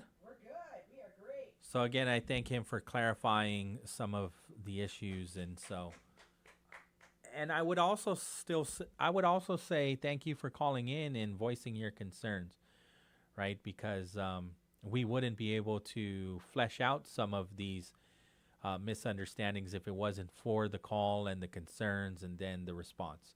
So we'll take the break. KGUM FM in Dededo, Guam. This is CBS News on the Hour, sponsored by O'Reilly Auto Parts. I'm Cammie McCormick. President Trump has just announced he's moving the location of the U.S. Space Command from Colorado. We had a lot of competition for this, and Alabama's getting it. Specifically Huntsville, which Trump says will now be known as Rocket City. Trump says one of the problems he has had with Colorado is mail-in voting. A federal judge ruled today that Trump's deployment of National Guard troops to Los Angeles was illegal. CBS's Aaron Navarro at the White House. This decision only applies to California, but the judge in his ruling showed concern over National Guard troops being called to other California cities like Oakland or San Francisco, and said that President Trump is, quote, essentially creating a national police force that he is chief of. We know that the Attorney General in Illinois has threatened to sue if the National Guard is deployed to Chicago. The Pentagon has reportedly approved sending as many as 600 military lawyers to the Justice Department to serve as temporary immigration judges. In eastern Afghanistan, the search continues for victims of a major earthquake Sunday. Taliban officials say more than 1,400 people have died, but the BBC's Yogita Lamaya reports it's impossible to know for sure. As far as death tolls are concerned, locally here in Afghanistan, if people are found dead under the rubble, what will usually happen is that they will be buried really quickly, according to local customs, and there will be nobody really recording these deaths. So the death toll that we're hearing from the UN or from the Taliban government here in Afghanistan, they're largely estimates, I would say. Dozens of climate scientists are rejecting a recent report published by the Energy Department on greenhouse gas emissions. CBS's David Schechter. Today's new report from those 85 concerned climate scientists concludes, in an effort to minimize the threats, our government is sidestepping the negative impacts of climate change. It's misquoting international reports and oversimplifying and mixing up study results. Nearly 40 years after breaking off from Antarctica, a massive iceberg the size of Greater London is finally crumbling in the warmer waters. It was among the largest ever recorded. It can now disappear within weeks. The Trump administration's immigration crackdown is having an impact on beer sales, as Jim Krasula reports. Constellation Brands, the company that sells Modelo and Corona beers in the U.S., says that Hispanic consumers are buying less beer. The company says people, especially Hispanics, are making fewer trips to buy beer and are spending less per trip. Beer sales are also down among Hispanics since they fear being in social gatherings because of the increased immigration enforcement. On Wall Street, stocks are lower today. This is CBS News. Think O'Reilly Auto Parts for all your car care needs. Get the parts and service you need fast from the professional parts people at O'Reilly Auto Parts. Sherry, what have you done to your hair? What do you mean? Does it not look good? It doesn't look good. It looks freaking amazing. I can't believe how thick and healthy it looks. Oh, I must know your secret. No secret. It's hair volume from New Nordic. Hair volume, huh? Well, it certainly lives up to its name. Your hair has never looked so thick. It is gorgeous. I was so tired of having thin and brittle hair. Ugh, and the shedding. So I figured I'd give hair volume a try. Needless to say, I'm thrilled with the results. Hey, where are you going? I'm going to pick up some hair volume right now. My reunion's next month, and I want my hair to look as good as yours. Hair Volume is the best-selling hair tablet in the world and one of many award-winning natural health products from New Nordic, the #1 supplier of dietary supplements in Scandinavia. Purchase at newnordicusa.com or your local Walgreens, Rite Aid, or CVS. Available as a tablet or delicious gummy. Help your hair look full, voluminous, and beautiful again at newnordicusa.com, Walgreens, Rite Aid, or CVS.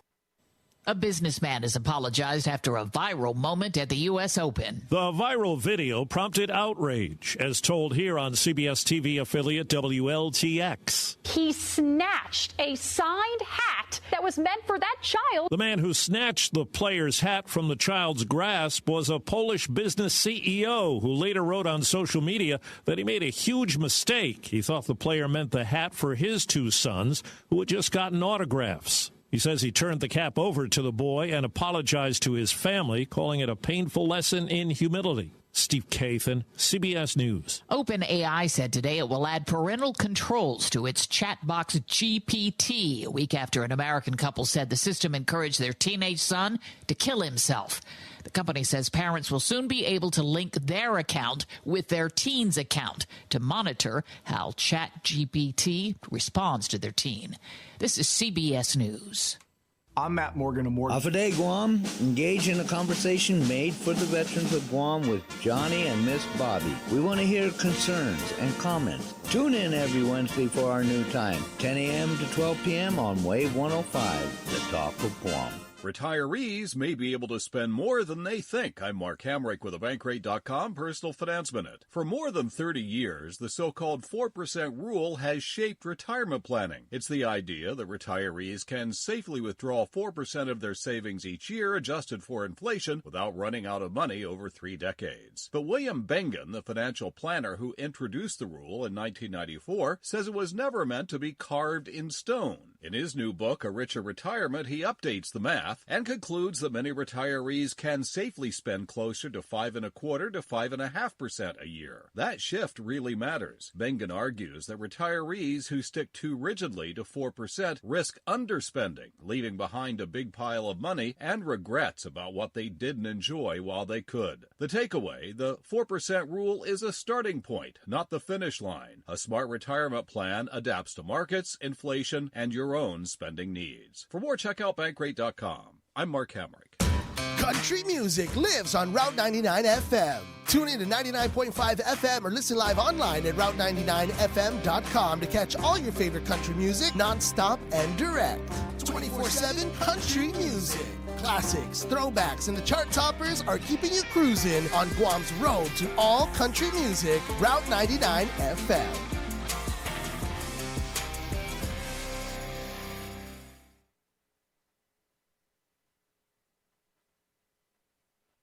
Are you planning a trip to the Philippines? Why not come back feeling healthier and more rejuvenated? At the Medical City, we offer world-class healthcare services, including comprehensive executive checkups and top-tier aesthetic treatments for as low as $530. Imagine lounging on white sandy beaches, shopping at top-tier shopping centers, and indulging in premium healthcare all in one vacation. Book your getaway now and experience the best of both worlds. The Medical City, your trusted partner in health. Hafa Adai, Guausi, Pauly Suba. Don't forget to catch The Bright Side every weekday afternoon from 2 to 6 on Wave 105. From big laughs to big issues, if it's happening on island, we're breaking it down with island leaders, business owners, and you. I want to send so much love to our sponsors, Micropack, Local Jerk, GTA, Sherwin-Williams Paint, Chili's, and Subway. Take a break from all of that shade and join The Bright Side on Wave 105. Have you tried all 19 Subway Series sandwiches? All crafted to crave, the Subway Series celebrates Subway's over 60 years of expertise in sandwich making. From flavorful cheesesteaks and chicken subs to delicious Italianos, mouth-watering clubs, and the high-protein deli heroes, the Subway Series delivers maximum crave factor with a perfect combination of choice meats, cheeses, fresh and hand-sliced veggies, freshly baked breads, and signature sauces. The Subway Series is curated from hundreds of chef-inspired recipes to earn a coveted spot on the Subway Series menu. Get what you're craving for today at Subway. You gotta refresh to be fresh. Keeping you informed with the best. Wave 105 FM. Feels like I'm knocking on heaven's door.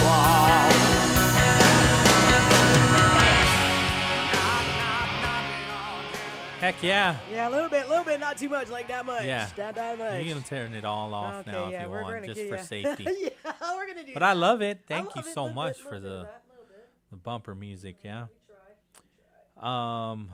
So I'm you're learning getting phone about calls. ambulances, that's for sure. Quite concerns about the heavy traffic congestion, right? Yes. In the capital, Hagåtña. That's correct. And so it's more than likely because of the state funeral of Hagåtña Heights Mayor Paul McDonald. Got you. Okay. So his the state funeral is being held at the Guam legislature, right? The Guam Congress building. It's actually happening right now because it began at 9 a.m. Okay. And so it is that is the delay that you are experiencing if you're in the Hagåtña area, wondering, why is there so much heavy congestion around 9 a.m. It is because of how many people want to pay their respects to the family and to the man himself, the mayor of Agana Heights, former mayor of Agana Heights, Paul McDonald, right? And so it started at 8 a.m. The legislature went into session today at 8 a.m. at the Guam Congress building to conduct the state memorial services for the late Honorable Paul M. McDonald. And then the services began at 9 a.m. and it's ongoing. 671-922-1051 or 1052. Dave was listening. He said, heard you listening to or giving information about PBS and how they were selected for their film festival, right? For a New York Film Festival, Pacific Islands Film Festival in New York. They were selected in their documentary. And so Dave was mentioning that when he was at PBS, he produced some shows too. I'm trying to see. I can't open up the link. But it's a show called, and I seen the, I haven't watched it myself, but I've seen some of the brochures or the posters of Man, Land, and Sea, which when he was there, he produced. Let me see if I can open it up on my phone. Episode, it's redirecting me here. Koku Bird release in Rhoda about 13 years ago. Dave looks good. Look at him. Very cool. I'll watch it when I get home. But again, Dave Duenas has his own YouTube channel, and it's Koku Bird release in Rhoda. And apparently that episode was aired nationwide on all PBS stations. So speaking again about the efforts of PBS and how it sharing our stories and the reach that it has on PBS Guam. Let me see here. Somebody else on the line? Yes, yeah. Hafa Adai, you're on the air, Wave 105. Pauly, good morning. Good morning. Hafa Adai, senor. How are you? I'm well. Yeah. Well, you've been busy talking to GFD? Yes. Again. Okay. I don't know, man. I've been seeing these waterworks are digging in private properties, and the pipe is, the homeowners. Mm. So I don't know what's going on with, what village? They're digging in. I'll say Manila. Manila? Yeah. They know what I'm talking. Oh, you're talking about over a back road? No, and I don't know, this Manila's residential and business, and business. Okay. It's kind of mixed, Mm.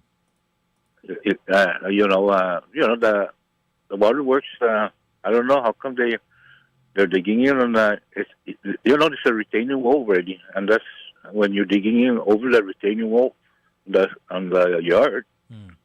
But I don't know how come they're supposed to dig before the wall, not after the wall, retaining wall. Okay.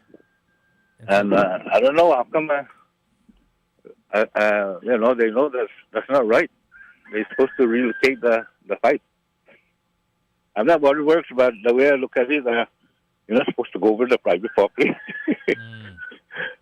Do you have you can give the street name offline so that way I can... No, I already reported. And, you already reported? This Okay. person hasn't called me. Okay, perfect. The person that often calls in, I messaged him already. Okay. But he's not responding, so I said I'm gonna call Pauly. Fair enough. And he knows. He knows. This person, CCU. I say CCU.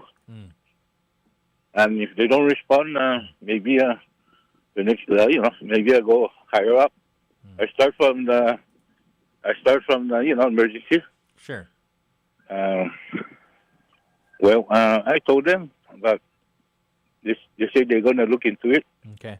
I said, hey, take some action because you're going to get sued. You know, the private owner is going to sue you. The private owner is already aware? Or they might be off island? Something like that. Well, I'm glad that you let them know, right, so that they are aware. But police. Yes. And this is just common sense. Right. Water works on bill, they should know that you have to relocate the pipe. Or you're digging in somebody's, somebody's, private property. If they dig on your yard, which you do something about it. Oh yeah. Because water is dangerous, right? Absolutely. I mean, it's gonna, you know what? It's gonna sink your foundation. And back in the States, I heard that that's the problem when they start. I don't know. I just said, how come they're not relocating the pipe? I know it's going to be costly. That's right. The government don't have the funds. Probably, I don't know. I'm just speculating. Maybe no funds. Sure. No, I get it, but I just reported, and this person hasn't responded to me. Okay. I even video send them. That's good. You're doing your due diligence, right? That's like you said, maybe they're in the dark, but I'm seeing it. I'm seeing it, and that's not right. That's not right. What I'm seeing. Sure. You might not be my property, but I'm seeing that's not right. How come they're digging in on the private owner, private property? Right. The retaining wall before, but not after. So I don't know. You didn't respond, so I went to 105 the wave. Thanks. I reported this matter. Well, thank you. I hope that they know exactly what you're talking about. Whoever calls you, but you know who's the guy that usually call it. You know that. I think I know who you're talking about, but they're only the person that they're part of the board, right? They're not actually working. CCU, who's the CCU that calls it? I know who you're talking about. Not Rainiers, not right. You know. I know. Everybody knows. So you messaged But sometimes you don't know. Okay. Sometimes you don't know. It's true, we don't know, but I think I know a lot. Yes. Yes. Thank you. I don't know. I'm not a government. I don't. I'm not a. That's not my expertise. But I seen it. I said, man, this is not right. Because all the time the lakes, we've been having problems. We don't have water sometimes 3 hours, 4 hours. Well, without understanding the whole situation, I'm hoping that they are listening. Sorry, let me explain. It's not going to be one homeowner. I'll say 1, 2, 3, 4. Oh, you're looking at it right now. You're on. I say this is over a new house. This is a brand new house, 600,000 or 700,000. I said, wow, man, I feel bad when that water leaks inside the property. It's going to be severe damage on the ground. And you sent the board member the photos and the video? No, I messaged 2 days ago. Oh, I don't know whether 2 days or yesterday or whatever. Okay. And I did everything to call me up regarding this matter, but apparently no. I videoed them. I messaged, I sent the video. Yeah, no. And I send whatever he's gonna ask. But you should know already. You know. But I know this is expensive to relocate. Yeah. If you're gonna relocate, maybe it's gonna cost $2 million. Yeah. Maybe maybe less. Maybe they've already. Too expensive. I mean, they because might. PVC is flexible pipe, man. Because I'm not plumbing. I'm not a plumber, but I'm just doing plumbing. Those new homes, though, maybe it's to connect those new homes. They're all. Hey, you're inside. I'm not talking one house. I'm talking about 15 to 20 feet inside the private property. Close to the garage. I'll say close to the garage. And I said everything. I said the 5 W's. Okay? Okay. Who, what, when, and where. Yeah. You're a journalist. With what? You're a journalist yourself. You know the questions to ask. No. When I was in ninth grade, yep. And, I took why? Yeah. Absolutely. That I don't know. That's my course, but I have no choice. They gave me that course, so I tried, and it's okay. Yeah. I passed at least. Yeah. I passed and I graduated at 9. There you go. There you go. Yeah. That's the last speech I ever done. Just only schooling. Thank you, senor. Thank you for okay. addressing it. I just letting you know now. Right. Because maybe you're gonna make it speak, action speech. Right. Okay. Okay, all right. senor. Okay. Take care. Okay. I like him. Yeah. I like him. He's cool, man. There's another issue that I haven't. I guess we haven't really discussed yet, right? The resolution from Senator Chris Duenas and Senator Jesse Lujan. Okay. So it's a resolution to, I guess I got to pull it back up. It's a resolution from the legislature to use the ARPA monies that was supposed to go, that is going towards a new hospital in Mingilau, to redirect those monies to the current hospital. So this is the release here. In a decisive bipartisan move, the legislature has introduced a resolution urging the Department of Treasury and the Trump administration to authorize the reallocation of existing ARPA funds towards urgent infrastructure repairs at GMH, the current hospital. The resolution responds to escalating safety concerns following a recent electrical fire and HVAC failure in GMH's pediatric ward. Senator Chris Duenas said in this release, when the governor refuses to lead, we will. Our job is to protect the people of Guam. If reallocating these funds saves even one life, then it's not only justified, it will be the only responsible course of action. She may ignore the cries from our people, but we will not. The reality is that our only public hospital is in crisis today, not 10 years from now. We must act now. So the resolution is introduced by Senators Chris Duenas and Senator Jesse Lujan, along with Speaker Frank Bloss Jr., Vice Speaker Tony Atta, Senator Sabrina Salas-Matanani, Senator Vince Borja, Sean Gumatautal, Chris Barnett, and Sabina Perez. So you've got 2 Democrats there. So it's a bipartisan resolution. It emphasizes that GMH is the island's sole public hospital and a critical component of America's health security in the Indo-Pacific. It highlights the hospital's role in serving not only the people of Guam, but also COFA migrants, the U.S. military personnel, and their families. And so the concern is, or saying, can you redirect these monies, these ARPA monies, to more pressing issues like the current hospital?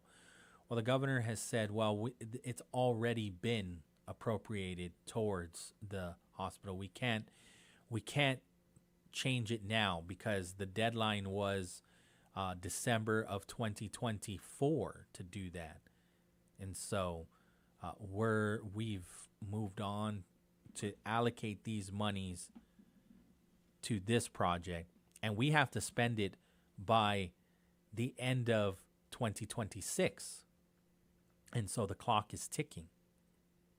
And so that's the reason why the governor herself sent those 2 bills for the legislature to look at it at the weekend on Saturday to go into special session. But they pushed that back to the Senator Chris Duenas' committee. And so they'll have a public hearing on these 2 bills. One is more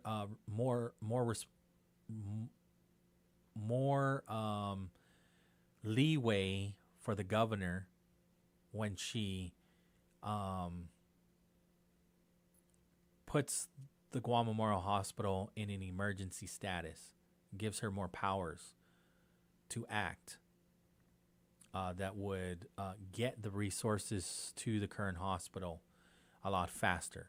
This is according to the governor, right? And then also and then the other bill, because the urgency is that they're on a clock to spend down these ARPA monies, to give them the legal mechanism to bypass the Attorney General, to move forward with the laying down the infrastructure. That's why I was wondering if he was talking about that area, to lay down the infrastructure, power and water and sewage to that medical campus, while also assisting with the community in Back Road, right? Which they went through that process already with the Mangilao Municipal Planning Council, who voted in favor to move forward, that they passed that through their meetings,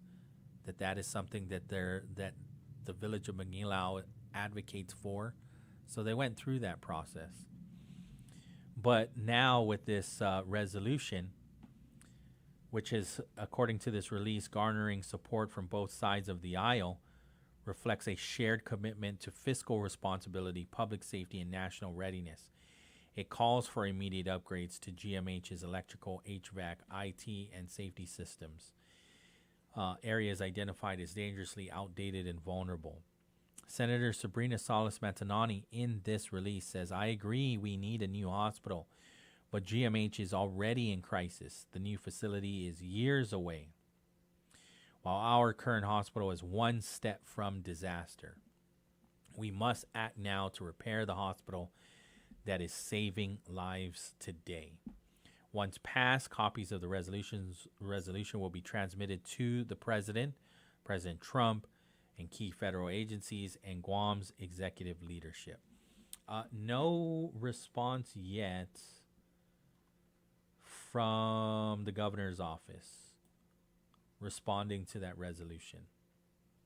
And so I've been tracking any response from the office of the governor of that resolution, then also just tracking to see where we are with the signing of the budget bill or not signing the budget bill. That's something that should be coming up later this week. If not this week, very early next week, on how the governor is going to act on that substitute budget bill.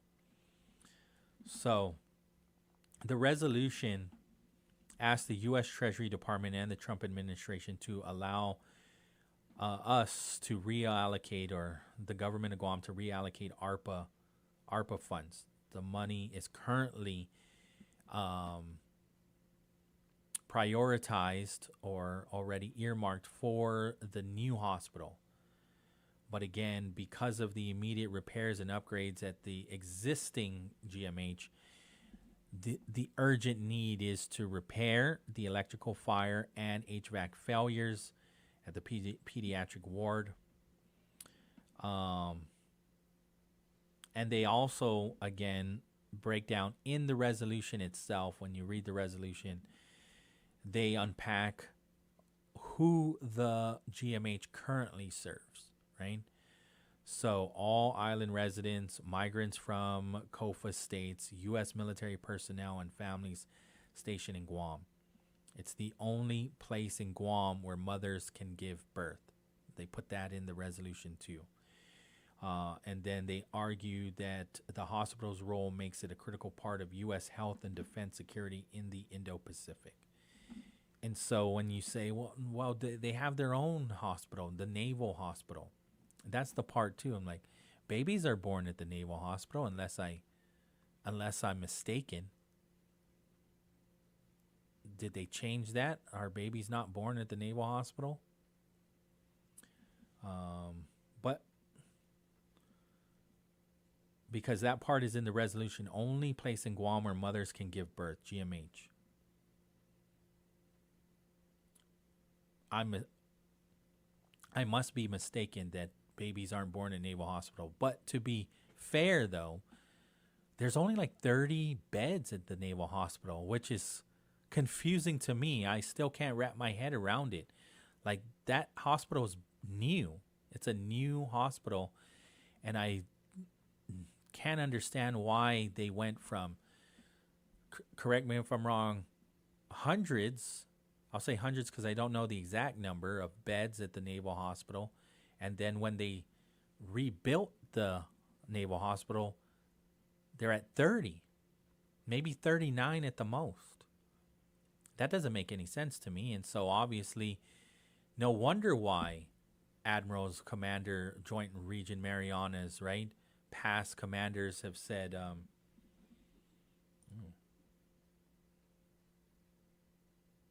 past commanders have advocated for partnering and were willing to give Eagles Field at no cost to lease us that property for a hospital, because they even understand their own current hospital doesn't meet the full needs of their own military members. So let me see here. 9:32 in the morning. Oh, it looks like we have. Oh, okay, so the governor has sent something to the media. I can't open it up. Let me just try before we go to the break. This is new. Okay, it's in the form of a letter to the editor. Guam needs both a new hospital and strong private partnerships. So let's go to the break. Let me read this. So I'm not just reading this in real time. Let me try to unpack this during the break. It's basically responding to Dr. Mike Cruz, because she starts out by saying, Dr. Mike Cruz and I agree on more than many might expect. And so this is brand new, fresh off the press. The ink isn't even dry, I guess. So let me read this, and then we'll send it right. I'll read it, and then I'll share with you the findings, and I'm sure you'll find it. If not on the MBJ soon, within the hour, at some point today, you'll probably see it, so you can read it for yourself. But we'll take the break. Wave 105. Eat fresh in just a few clicks. Order online at SubwayPacific.com for pickup at your convenience or delivery right to your doorstep. Online ordering at SubwayPacific.com is powered by Good To Go. We deliver. At Subway, you gotta refresh to be fresh. Mark your calendars, Guam. Red Ball 2025 is approaching, and with it comes an evening of elegance, purpose, and community. This celebrated event unites our island in support of a meaningful cause, honoring the spirit of giving through style, compassion, and connection. The American Red Cross helped me begin my process of recovery and building in a very unexpected way. I started volunteering with the Guam chapter in July of 2024, drawn to help with Operation Never Forgotten, which revitalizes the Guam Veteran Cemetery, ensuring that the final resting place of our fallen service members and their families is treated with dignity and care. Standing side by side with fellow volunteers, I felt a deep sense of meaning, especially as I reflected that someday my own parents would rest there. The Red Cross gave me more than a place to serve. It gave me a place to grieve, to honor, and to heal. Through their mission, I found purpose in pain and hope in loss. For that, I will always be grateful. The Red Cross is always there for our military, our veterans, and our community. Your generosity makes the Red Cross mission possible. Because of you, we bring comfort and care to our military service members, veterans, and families, while standing ready for our island community in times of need. With every contribution, you help the Red Cross turn compassion into action, bringing hope to those who serve and to the communities we call home. We're excited to announce that we're hiring for a variety of positions with some of Guam's most recognized and respected brands, including Coca-Cola, Foremost, Chili's, Glimpses of Guam, Subway, Good To Go, and Cinnabon. Whether you're just starting out or looking to take the next step in your career, there's something here for everyone. Explore current opportunities and apply today at applynowguam.com. Your next great opportunity is just a click away. At Wave 105 FM, we're more than just a station. We're your platform, your voice, your conversation. We're talking about what matters most to you today and in our future. and we want you to be part of it. Got something to say? We're listening. Different opinions? Bring them on. Let's talk, let's debate, let's connect, because every voice counts.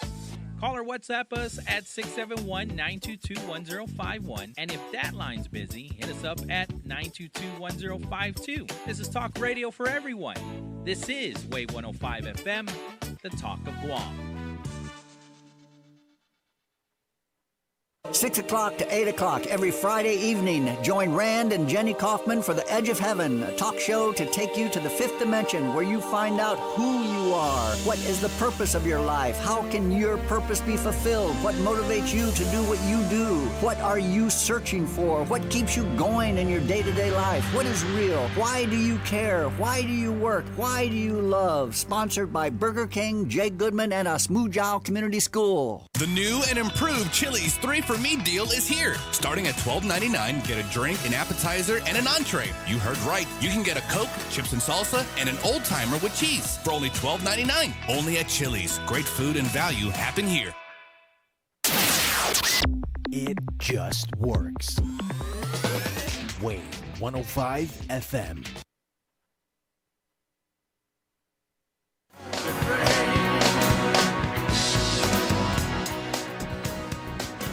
I hear like 2 songs going on at one time. Don't be hating. Oh, yeah. Don't hate, Pauly. It was a remix. Man, hold on. I'm working on my skills, my alter ego skills. I ain't really got it down Heck yet. yeah, DJ Academy. Hey, right? DJ Dice. Right? I'm trying Yeah. here. Ficky. I think that's a great program. I think that's cool. Heck yeah. They got all the kids signed up. I think that's pretty Apparently, there was a whole DJ concert, Academy concert. Okay. Over the weekend. I didn't know that. Yeah. I did not know that. And the Lynn and Cohen, right? They I had them as guests last week. Okay. JFK seniors. Nice. And so, they were concerned about their bell schedule. They were, reaching out to the faculty, obviously the principal of John F. Kennedy High School, and then they went and spoke at the GDOE town hall meeting about the concerns about, going from one class to the other and having very limited time in between. Split sessions. Right. Yeah. And so how double session has affected their learning. And so they had said that they are also DJs at that DJ Academy. Cool. So they were in front of an audience. They performed over the weekend. Nice. So I thought that was very cool. Okay. Let's see here. So the letter to the editor from the governor basically is in response to Dr. Mike Cruz, right? They both believe in public-private partnership as essential for GMH's future. Dr. Mike emphasizes governance and management improvements. The governor stresses that no amount of management reform can fix a building that is physically failing. The U.S. Army Corps of Engineers declared GMH's building is in a state of failure because of its old age, its harsh environmental exposure, chronic lack of funds for infrastructure replacement. GMH must either be replaced or undergo extremely costly repairs to ensure safety and meet hospital accreditation standards. And so this is not new information. This is ever since they provided their reports, the U.S. Army Corps of Engineers report on the state of the current hospital, right? And so she's sharing that Guam must fight a battle on 2 fronts. Build a new modern hospital to provide safe and advanced care and improve management and administration of the current healthcare system. The goal is to give Guam families both safety for workers and high quality care for patients. And so earlier this year, the government signed an MOU with USC Keck Hospital. And so I saw this, but I thought they retracted that MOU. Maybe it moved forward. Maybe they just retracted that release, and then I missed the new one that came in. Okay. but it strengthens GMH's management and operations, modernizes care delivery, adopts best practices from leading hospitals, improves specialized services, training, and patient outcomes. GMH has already begun collaborating with USC Keck.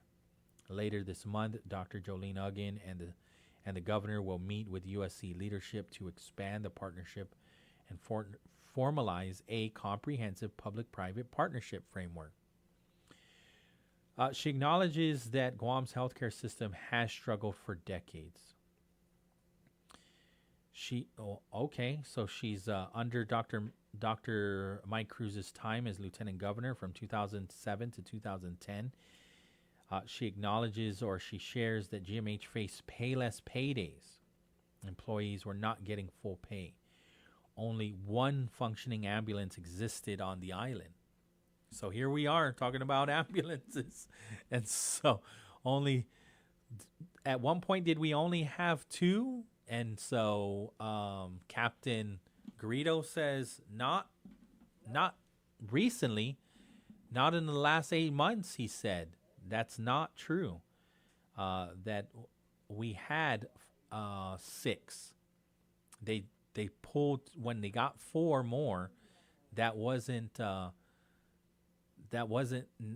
that we have 10 more. They had to pull those 2 ambulances off, get them repaired, and then 2 are now on standby. And yet they don't have the workforce yet to have more than 6. But eventually, through recruiting and through the next cycle and getting them all trained up, that they will, the goal is to have those 2 on standby, fully operating with a functional team that's qualified to do the work.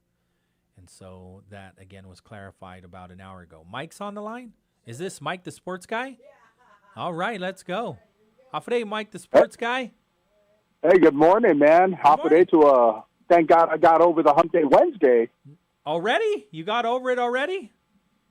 I'm getting over it once 10 o'clock hits. Okay, there you go. Are you like Mr. Mom or something?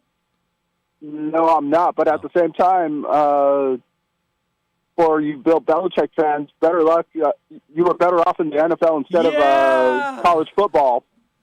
I think they got rocked, right? They got wrecked. Oh, they did. They got wrecked in effect, that's for sure. Yeah. So the Tar Heels, thanks for reminding me, because I totally forgot that he moved on. He did not retire. He ended up becoming the head coach of the Tar Heels. Who they faced? TCU yesterday, and they got smashed. Oh, them Foghorns jumped all over him, that's for sure. Yeah. What else you got? Well, for one thing, NFL starts this Friday our time with the Thursday night game. Yeah. And then we'll just be getting into the groove of things, man. College football Sundays, NFL Mondays. Also, this weekend should be the final weekend of the U.S. Open. Okay. The last major tennis championship for the year. And at the same time, baseball is getting ready for the playoffs. Right. So this is the final month before the playoffs come around. Is it still the Yankees and the Dodgers still on opposing sides? Well, right now everyone's jockeying for position, man. So you never know. Your team may have the last playoff spot, but then when it's all said and done, they may end up losing all their games, and somebody else may creep into that spot. Right. So until the playoffs are set, it's anyone's game right now, man. Right. And as a Dodgers fan, I would love to see the Dodgers back in there, but we never know. Right. You never know, man. Plain and simple. Also, WNBA is wrapping up too, so don't know when their playoffs are going to be starting soon, but it should be a good one. Wow. Other than that, that's all I got for you for today. Thanks, Mike. I appreciate it. Not a problem. Okay. You take care. You take care, too. All right. Bye. Adios. There you go. Mike, the sports guy. High school football too. I read they were teasing the football season. Okay.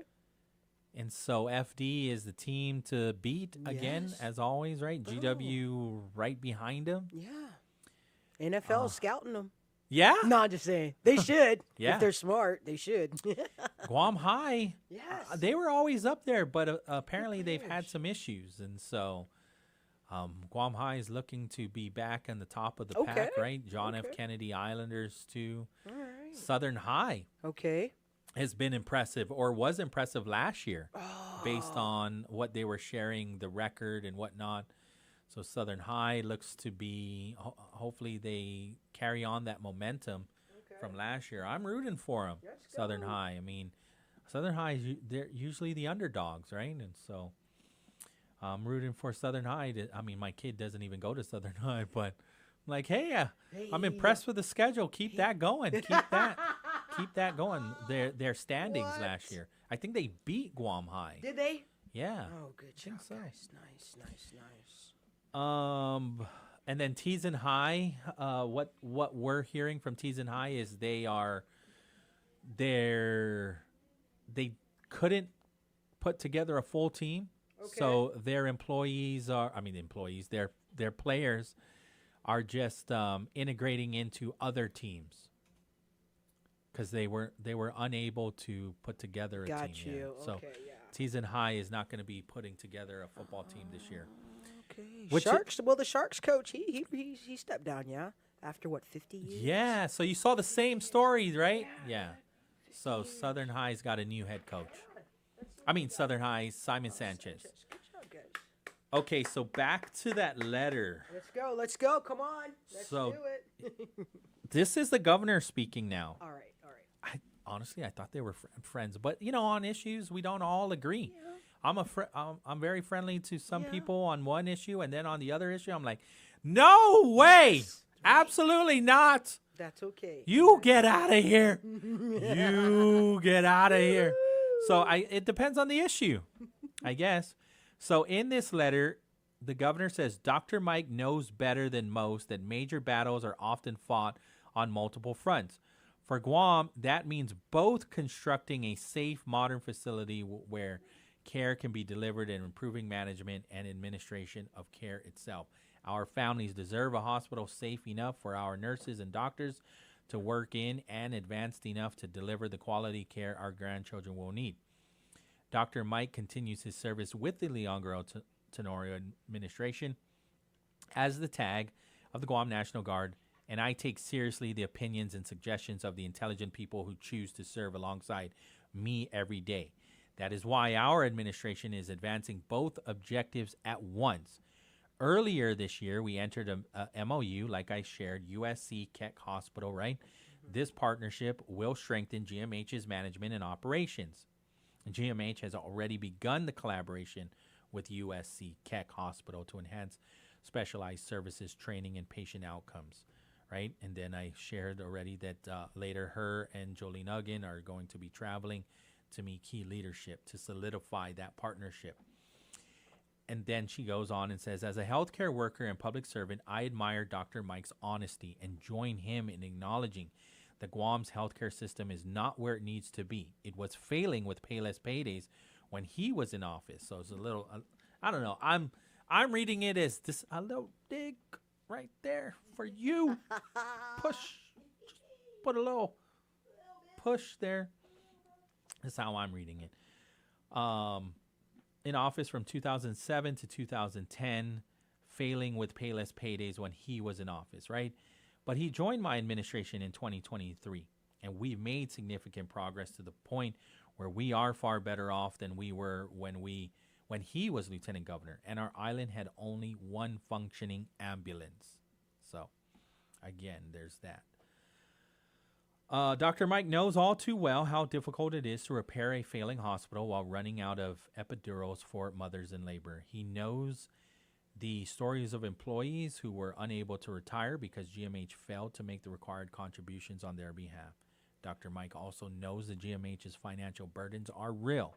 He once supported my predecessor's call to raise the BPT to 6%, dedicating a portion of that increase as a permanent. I put the two together. I was like, is that a new word? No, it's a permanent funding source for GMH. Okay. Today, we are building on that same recognition. Gotcha. A stable hospital requires a stable source of funding. The difference now is that we, I was right there. She was just making a point, and I lost it. The difference now is that we have a plan, not just to repair the old, but to build anew. Our strategy, again, is twofold. Construct a new hospital that meets modern standards of care and simultaneously strengthen the one we operate today through partnerships with nationally recognized institutions. She says, while every governor has been responsible for GMH, none have had the power to meaningfully aid it in an emergency. This is why I asked the legislature for a change and called for a special session. Unfortunately, the legislature chose to go on recess instead. In 2022, the Republican Party proposed that the government purchase GRMC as an alternative to building a new hospital. That is not a solution. It would reduce the total number of available hospital beds at a time when we desperately need more, not fewer. It would also invite unnecessary speculation about motives and conflicts. Guam deserves a clear path forward. Our goal is to invest in a state-of-the-art hospital that will serve our community for generations while partnering with some of the best minds and institutions in American healthcare to ensure that our care is not only modern, but also excellent. This is not about politics or personalities. It is about the health, safety, and dignity of every person who calls Guam home. And on that, I believe Dr. Mike and I can still find common ground, that our people deserve nothing less than the very best. There you go. And so, again, it's a difference of opinions, too, and philosophy. Yeah. Government should be offering the very best. I mean, it sounds like it should be offering. Yes, offer the very best. Give us all the best things. Give us the state-of-the-art facility. Give us the cream of the crop. But it's difficult just to meet the standard.